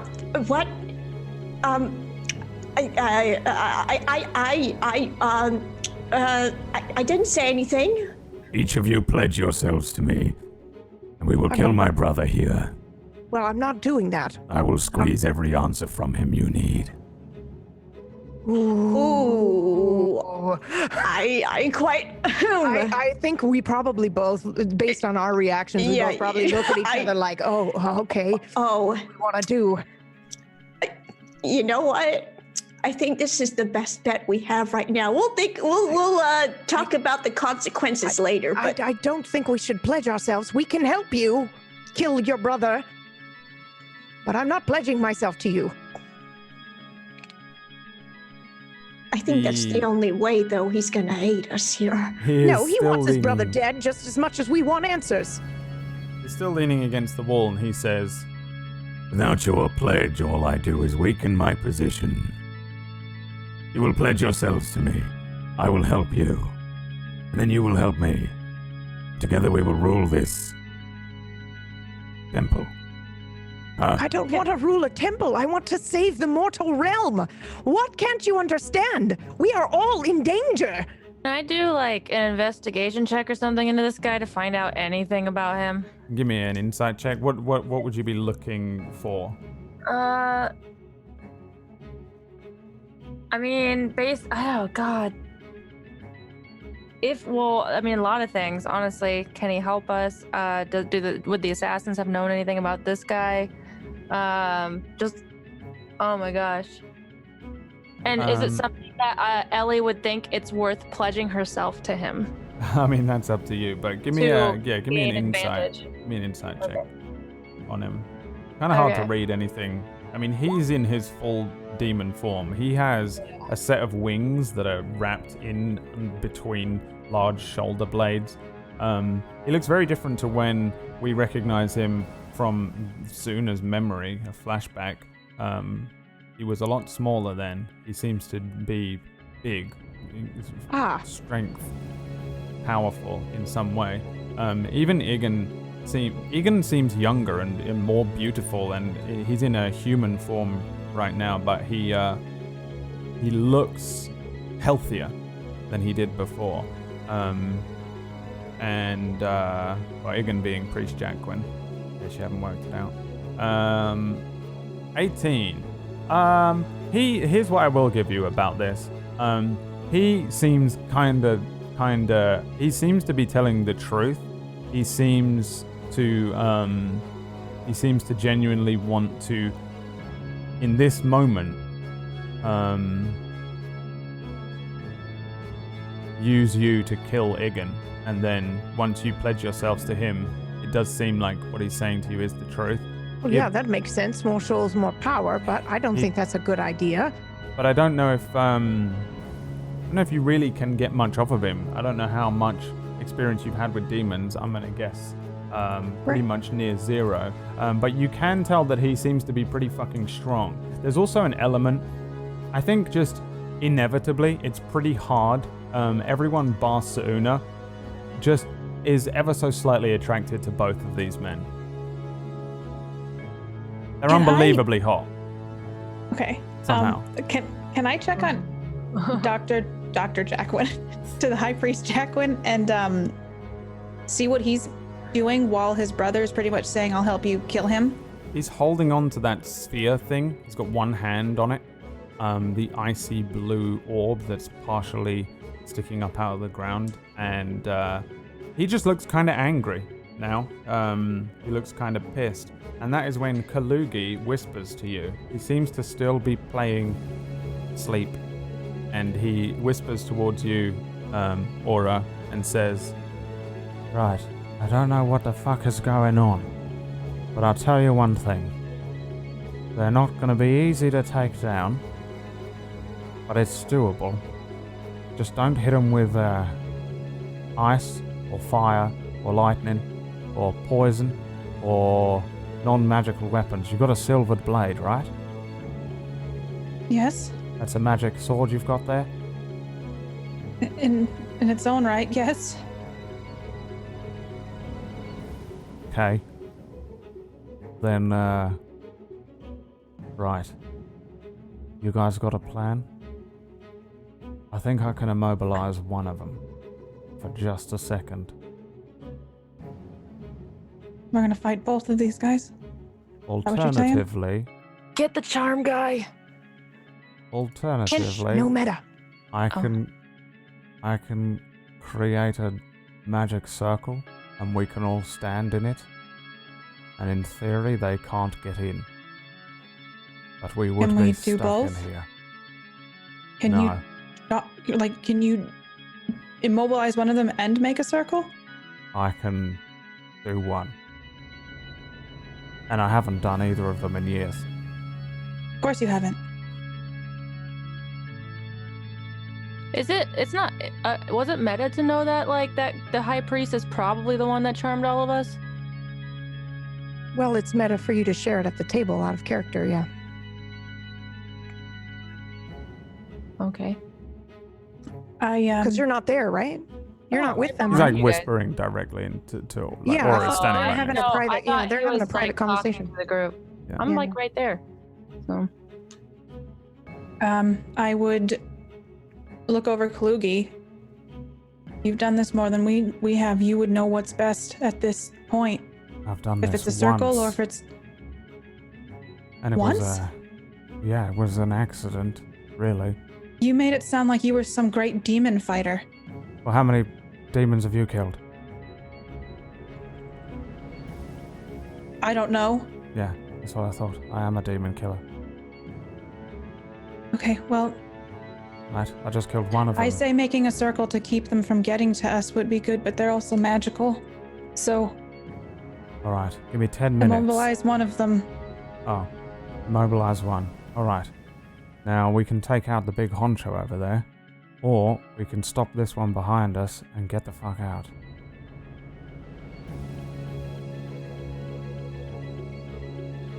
Get the one with the orb. All right. You want to count me in? From what number? Like 500, 1,000. How about 10? All right. 10? 9? The large form behind you of Zolmus, is kind of like looking towards you guys. The smaller form of High Priest Jacquin, standing behind his Nephits and devoted followers, staring at you. What are the rest of you doing? I think I'm still fumbling in conversation because they're behind me, so I don't know any of this is going on. And Bo is potentially about to pledge himself. Is that right? I'm heavily debating. Yes. Yeah. All eyes are on the big the big. Honestly, Ellie is debating as well at this point. All right.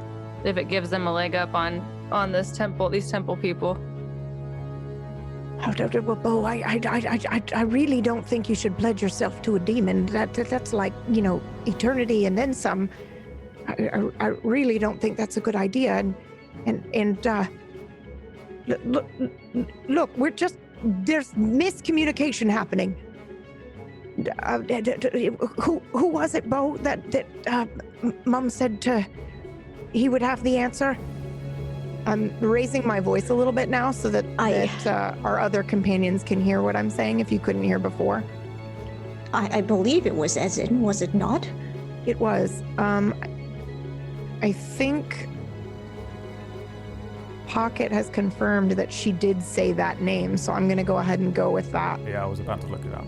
I did a lot of notes and then went back and had notes redone, and according to that, we actually learned about the chaos seal. Okay, so you did because I forgot that I just didn't want to accidentally say something that we weren't told, but I'm pretty sure we were. We know about the cycles. We know about. I can speak this. Have him bring you to Lordship, as she said. Sorry. I think as really you said that aloud, Ellie would pop out of the shadows right in front of the pink man and go, she said something about some guy named Lord Chiba. Right. Ezin's supposed to take us to Lord Chiba because he'll understand why, that's exactly right. Why you all don't remember the 8th cycle when we're really on the 9th or something like that. What? Both of them are so shocked. They're both so confused. Both of them kind of take a step back. Zolmus stands suddenly ready. Oh no. Did I say the wrong thing again?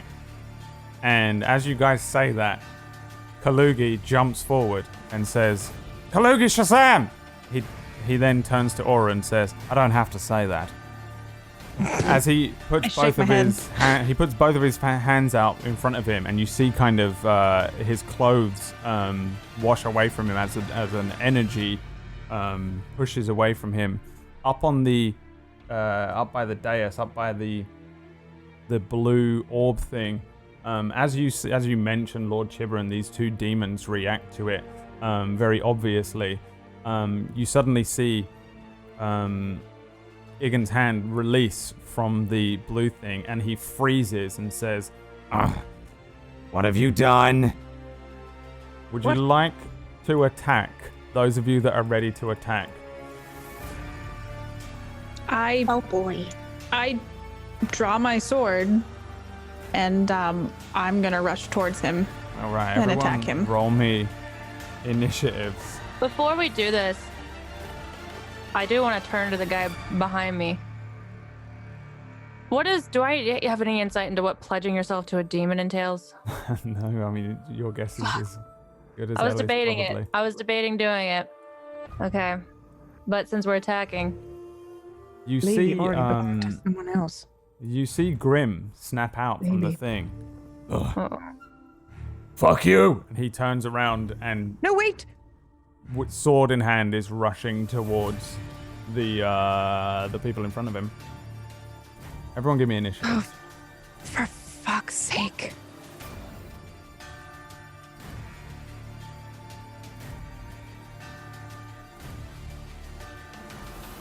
Don't forget to click on your token. Yes. Please. Please. do those of us that are ready to attack get advantage? Wow, I just rolled 2 20s in a row. Shit. It's amazing. Oh my god, I've rolled another one. I know you don't believe me. That is fucking crazy. I'm never going to get anyone to believe me that just happened. Oh my god, and a 19. This is the greatest thing ever. I'm not giving them their bonuses, though. Because it takes forever. Okay. Is everyone on there? Yeah. Yes. Let's see. Nope, these are not on there. What the fuck? How does readying work though? Yours will go off. Well, they're not. No one's attacking anyone, so nothing, I'm afraid. Oh. You're attacking them. If you're ready to action, if one of these gets attacked before your turn, your ready to action will go off. Basically, it was under the if someone is being attacked by them, right? Your bow goes off. So the first person to react is Grim. Grim just starts running towards the nearest person he can kill. Let's Wait! see if he can. He's definitely not listening to you. He definitely heard you. No, I as well, know, I'm for just- the record. I know. I'd say it anyway. Yeah. He just dum dum dum dum. Nobody fucking takes over my fucking mind. Swings his Bane sword in and almost definitely kills the first Oh, fellow in front of him. He just runs forward. These guys are like pulling out weapons. The mephits that are flying up in front of him suddenly start going. The priest Igan is kind of stood. He seems to be locked in place as if he's paralyzed. And then a sword runs through the closest devoted. Then the mephits descend on Grim here. no. 3 sets of laws. Great. Wow, they all miss. They just fly in on him. They're scratching at him, but he's kind of got a big braced arm up. Jack Quinn is going to roll a contested check. Break free. Fucking don't even need to roll nothing for what's it. He remains immobilized. Behind you, Zolmus speaks to all of you and says, "Make your mind up. Pledge yourself to me."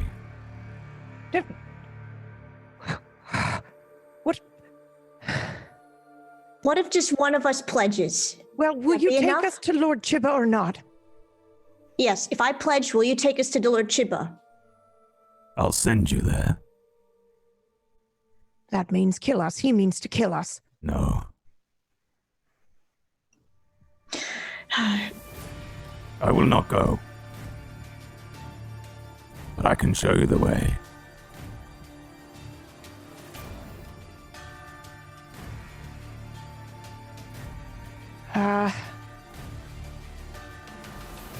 Ooh. And Igan is immobilized, right? Yeah. Pretty Can- obviously can as well. he- He's- Huh? Can he speak? Yeah. I look over at him for a moment. Does he say anything? As not if looking I'm at you. hesitating. But Oh, who's he looking at? He's looking beyond you down the hallway at his brother, and he says, Brother, don't do this. You'll die without me, and you know you will. No one has to die. Just take us to Lord Chiba. You're all going to die. The moment I break free of this fucking spell, I'm gonna carve out your fucking hearts.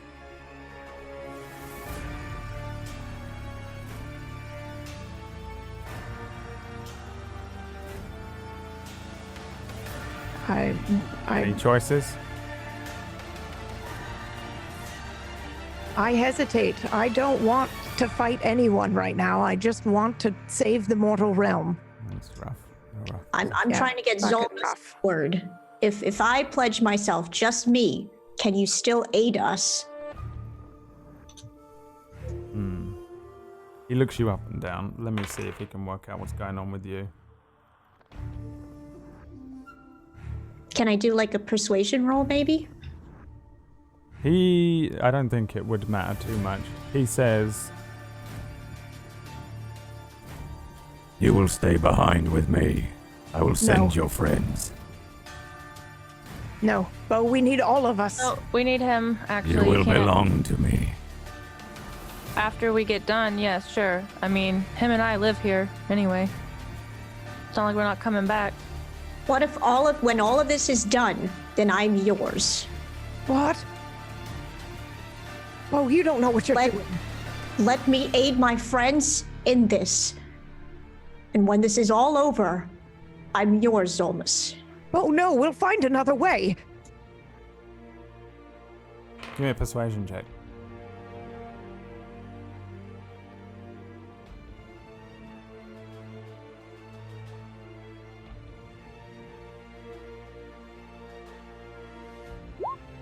$18. 18.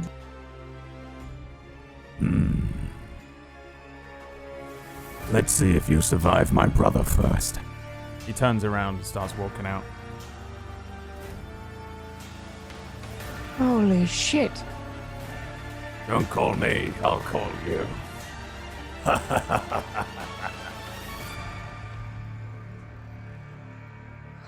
Well, that just happened. Thomas leaves.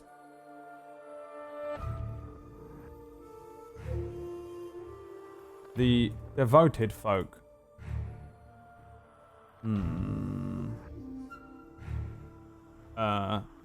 In their panic, don't know what to do and rush forward and attempt to rush at Kalugi, Grim as well. I don't know why I can't remember names. I am my own grandma now.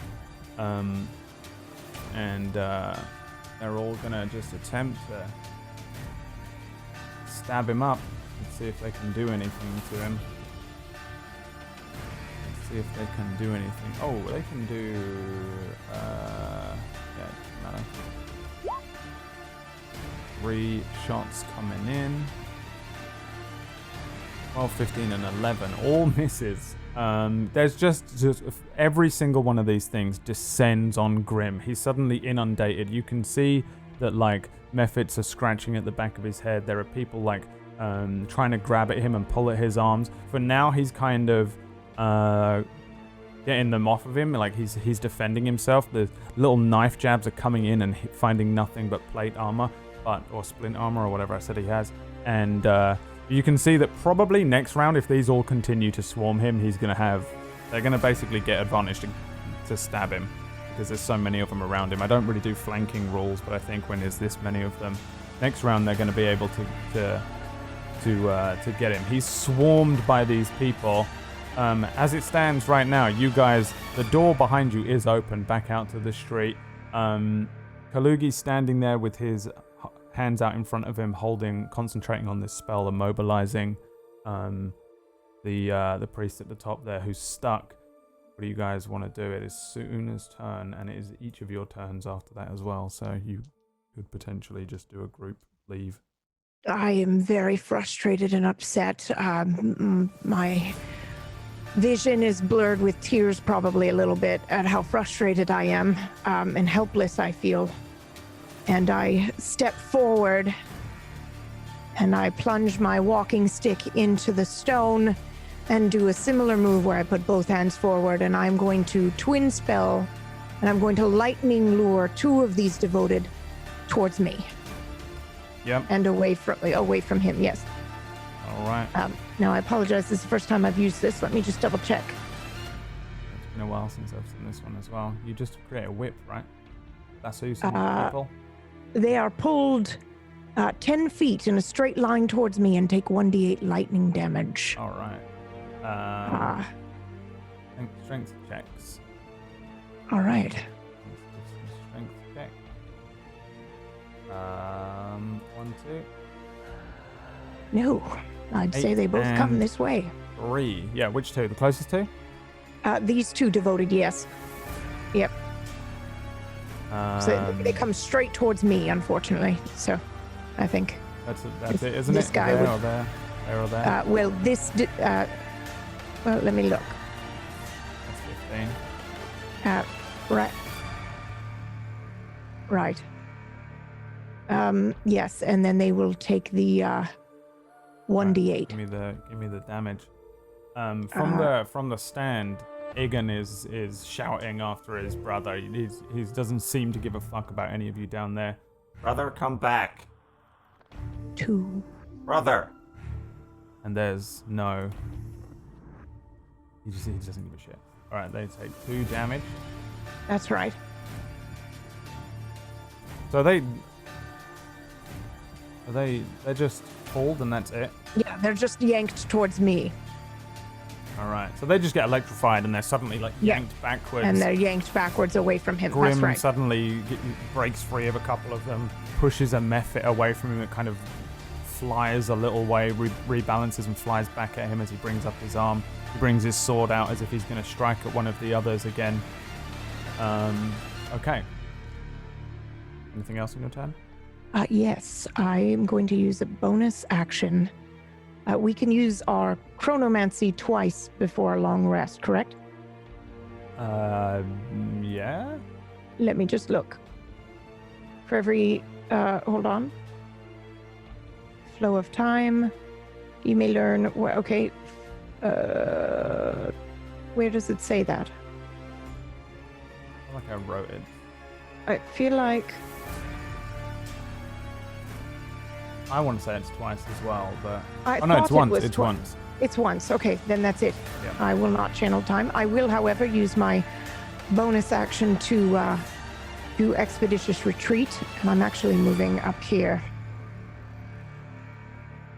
Are you heading towards him? Yes. I think he's looking at you then, and he says, Daughter, Don't join call me. me that. Come on.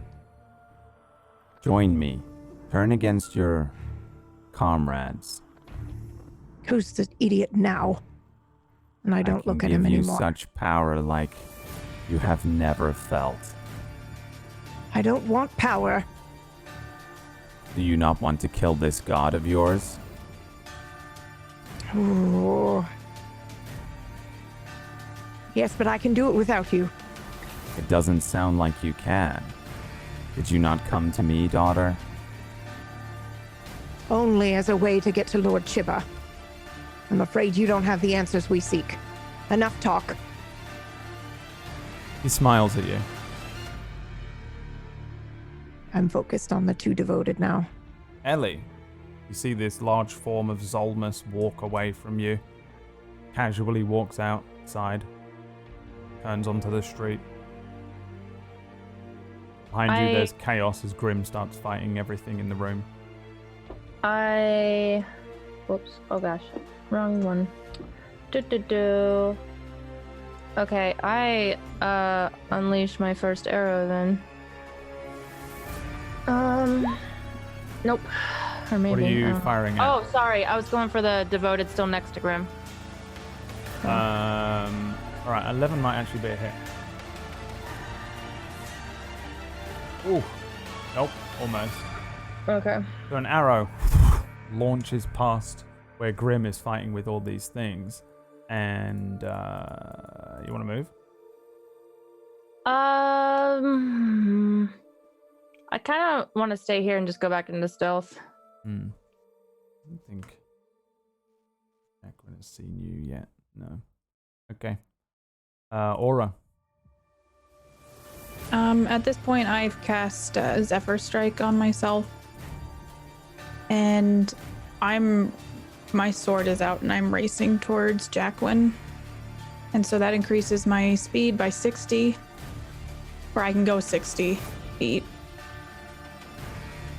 Yeah. So I'm gonna be there, I guess. You could do a dash move, which is an action to run all the way up to him. I'd like to do that, and what I want to do is grab him. That would be the And end of hol- everything you can do, I think, though. I can't get ready for what I want to hold a So- knife to his throat or my sword to his throat. Oh, you can do that, yeah. Sorry, I thought Yeah, you were so gonna- I'm gonna run up to him. I'm not gonna kill him, and I'm gonna look over at Sauna. What do you want me to do? What are you asking me? And I look away from her, and I hold the knife or my sword to his throat, and I You try to looking at grab him? him, and oh yeah, I'm like face to face with him. Oh, hell yeah, you are. Give me a wisdom saving throw. Oh no. Pray for me. No, 2. Got a As 2. you like run up and Oh, get close no. to him, he just looks at you, and with a single look, you are in love. Like, you Oh no. are in love. That childish, head over heels, teenage puppy love. No. He charms you as you get close, and let's see. Wow, this is for a long time too. For a day. You might be able to break out from it. But yeah, you look into his face, and this guy is everything to you. He's hot. He's special to you. He is more than a friend. These people here, your comrades, are still your friends.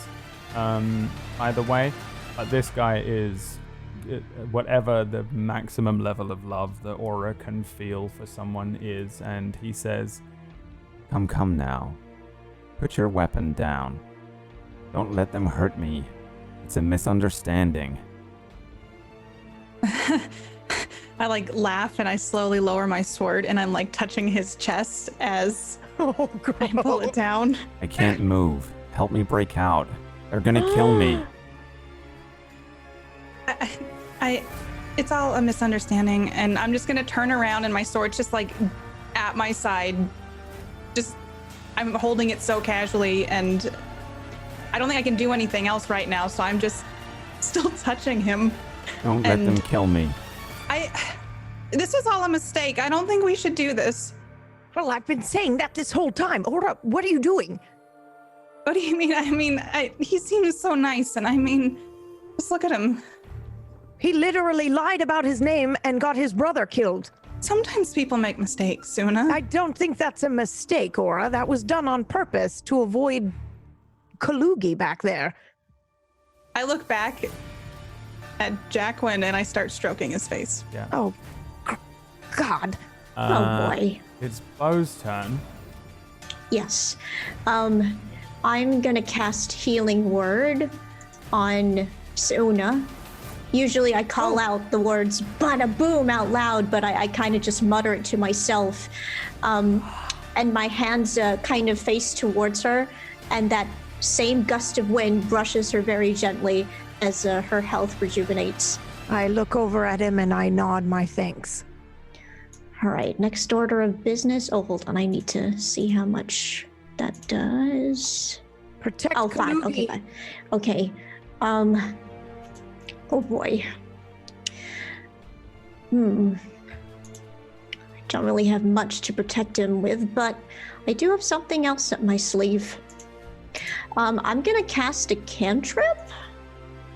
Okay. I'm gonna cast Mage Hand, and I'm gonna get that orb. Oh, it's like a big thing embedded in the ground. Oh, is it? Yeah. It's not like a Ugh. little thing he's holding. Although you should watch Dustveil because that would have been really useful Oh in the no! campaign. Damn it. Okay, well then, can I fire an arrow at it? You can. Okay, Yeah. I'm gonna do that then. I'm gonna do just that. Oh no, yeah. All right, here we go. Let's see here. How far away is it from you? Oh, dead on 80 feet. Nice. 15 is a hit. Give me the damage. 6. 6. A crossbow bolt launches towards this large kind of, it looks like ice basically, like glowing with blue. It strikes the side of it. The Igan's eyes kind of look to the side and widen as it hits the side of this thing. It cracks the ice. No. Don't let them break this. It says to you, Aura. Just leave this. We all need to stop. Okay? What do you want me to do? I look back at Jacqueline. Just don't let them kill me. Make them stop. Make them leave by any means necessary. Break this spell. Him. Kind of looks towards Kalugi. Make him You did stop. say though that they're still my friends though, right? You still consider them the same thing. It's just that this guy, you know, you love. I'll talk some sense into them, and then after You don't we'll have go to together, hurt him. right?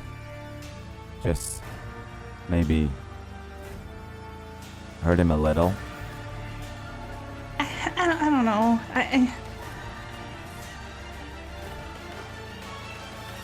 I don't know that I need to hurt him, you know, unless you like that. He winks at you. Oh God. I blush and I turn around and I start readying or pulling up my sword into a not as casually. Do you want to move, Bo? No, I'm good. But damn, this must be so awkward for poor Suna. Oh yeah. Stepmom's in the house. All right. Grim will try and kill the devoted next to him. And he does. He kills another one. You see this other fellow next to him take the longsword to the chest as another one of these falls down. He says, "Come on, quickly, we gotta take this bastard out." Shouting back at you like in the corridor. "And what the fuck is he doing?" Pointing at Kalugi. Kalugi's just kind of incanting and muttering. under his Well, breath. he's busy. He's busy keeping the demon guy. Well, yeah, Mhm. that's what he's doing. Let's see here. Ice methods with the attacks coming in. Wow, all misses. Again, they're just like, they're launching themselves at him and he's kind of batting them away. They're trying to scratch at him. They're unable to land a blow on him at the moment. Alright, now he's going to try and break out again. Where is your...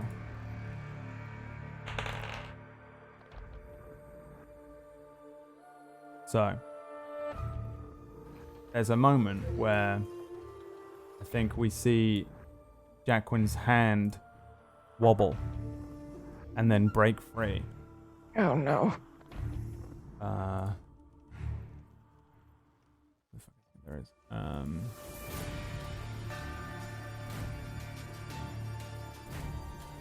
Aura. Yes. He grabs you by the face, and we see his hands transform as they go from being humanoid. His fingernails grow long and black. His fingers get longer and thinner, and they grip Aura. You see the edges of his fingernails pierce into Aura's cheeks as he brings you in to give you a kiss. Give me a Constitution saving throw. Okay. 20. Oh, Roll That 20. is so kick him in the balls. Sorry. well. Hold on. I don't think that matters to him anyway. Because you only take half of this. 26. Whoa. So you only take 13. Okay. Are you still up? I'm still up. Am I still charmed by him at this point? It doesn't say it breaks your charm, but it does say that if the target's hit point maximum is reduced by an amount equal to the damage taken, the target dies if it reduces you to 0. I'm at 9. So I don't think it breaks the spell. Then I... 'Cause it doesn't say that this breaks when you take damage like it normally does. For some reason. Okay. I mean, so you said he was piercing my cheeks? he's got you in like a grip as his hand begins to transform. Also, the rest of his arm is transforming, and his body and his face, and he's growing a little taller inside of this robe as it falls off of his shoulders. He grabs you, he gives you a kiss. We see like all these black veiny lines rush out and push up towards Aura's eyes as she strains against this damage, as he begins to draw power and energy from you with this draining kiss. There's a moment where he lets you go and you probably stumble backwards and you just feel exhausted and weakened. He says, I'm free. he begins again, like his robe falling off of his back. He reveals these wings as they begin to not quite fully extend, and he stretches himself. He gets larger. His legs grow. You can see kind of little spines and spikes. The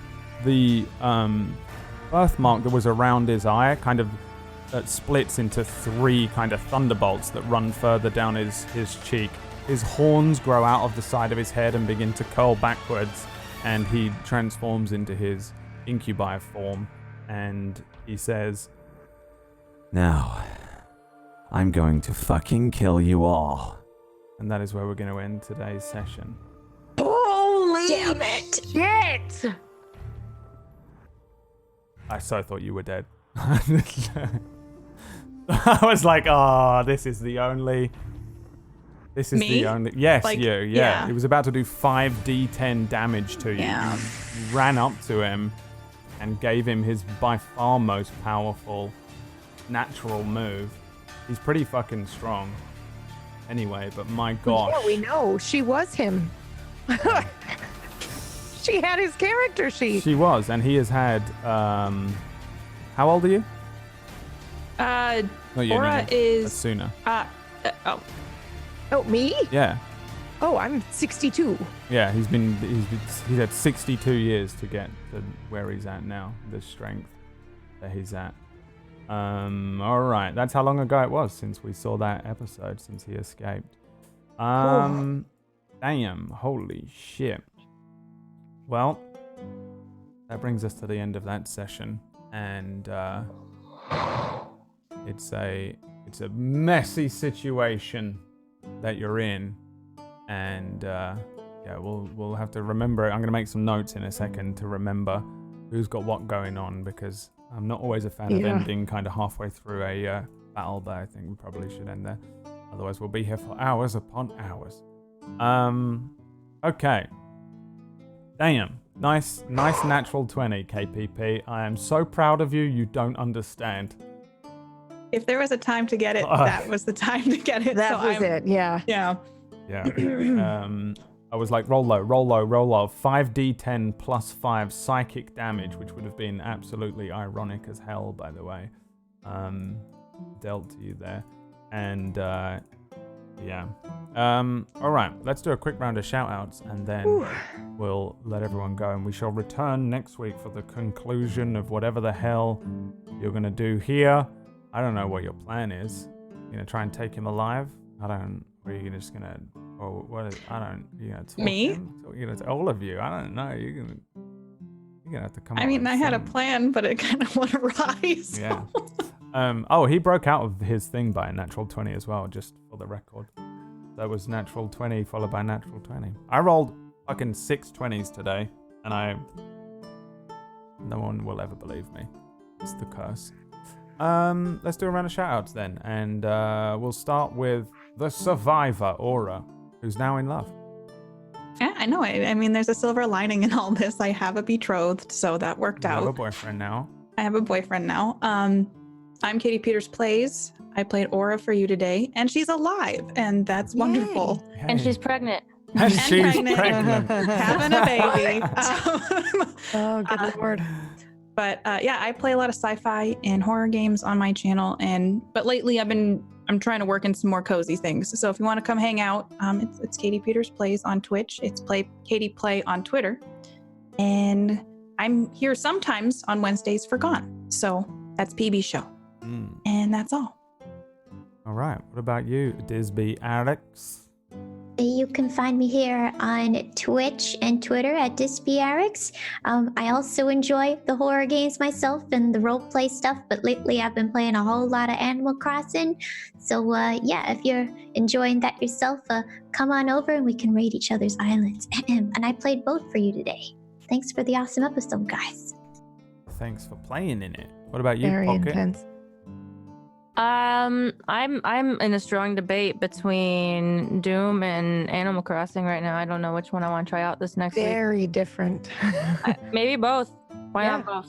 Why not? So that's I've been getting back into gaming. I was playing RimWorld and totally not raging and restarting several times, and playing Bless for a little bit tomorrow. And yeah, that's about what I'm doing. Nice. About what everyone else is doing. Yeah. So. What about you, PB? Hi, I'm Pumpkinberry. I played Suna for you today. You can find me at Twitch and Twitter at Pumpkinberry, and I'm addicted to Tactics, Final Fantasy Tactics. I can't stop playing it, like 9 hours a day. It's insane. It's insanity. All right. Well, you have to apply some of that knowledge next week. I can't. Good luck. All right. By the time you get to the end of Final Fantasy Tactics, you'll be able to defeat this battle. That's how I set it up. Without the knowledge of Final Fantasy Tactics, That's you will not. meta. And no. I know, You're I'm kidding. making You it think I up. can do that? No, you're lying. Um, Well, I mean the haste today. I was like, yeah. yeah.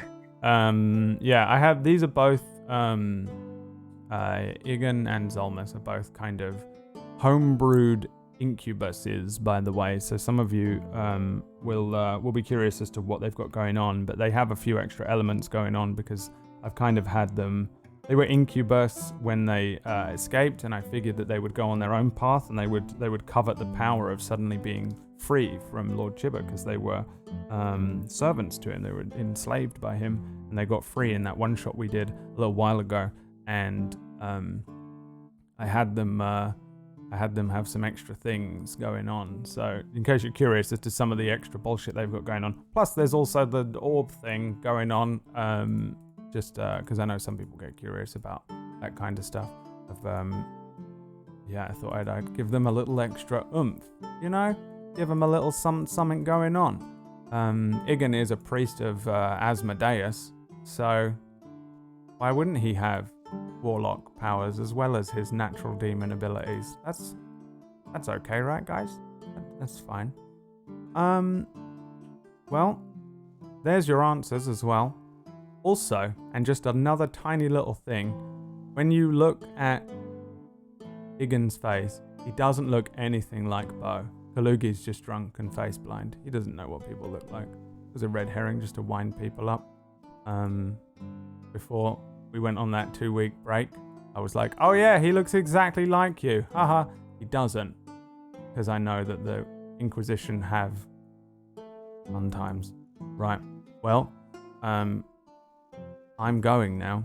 I'm going to go, and I don't know what we're doing, but we have to do something else for Tablestory. Secret things for Tablestory. If you want to get involved in less secret things, then you can join the secret Discord.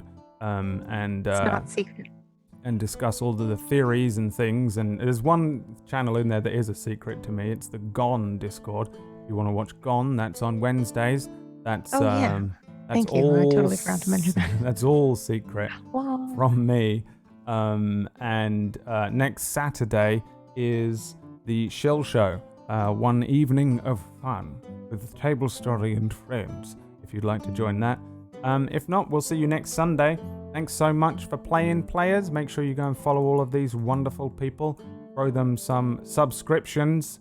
Give them some donations for playing video games. And we'll see you next time. Bye!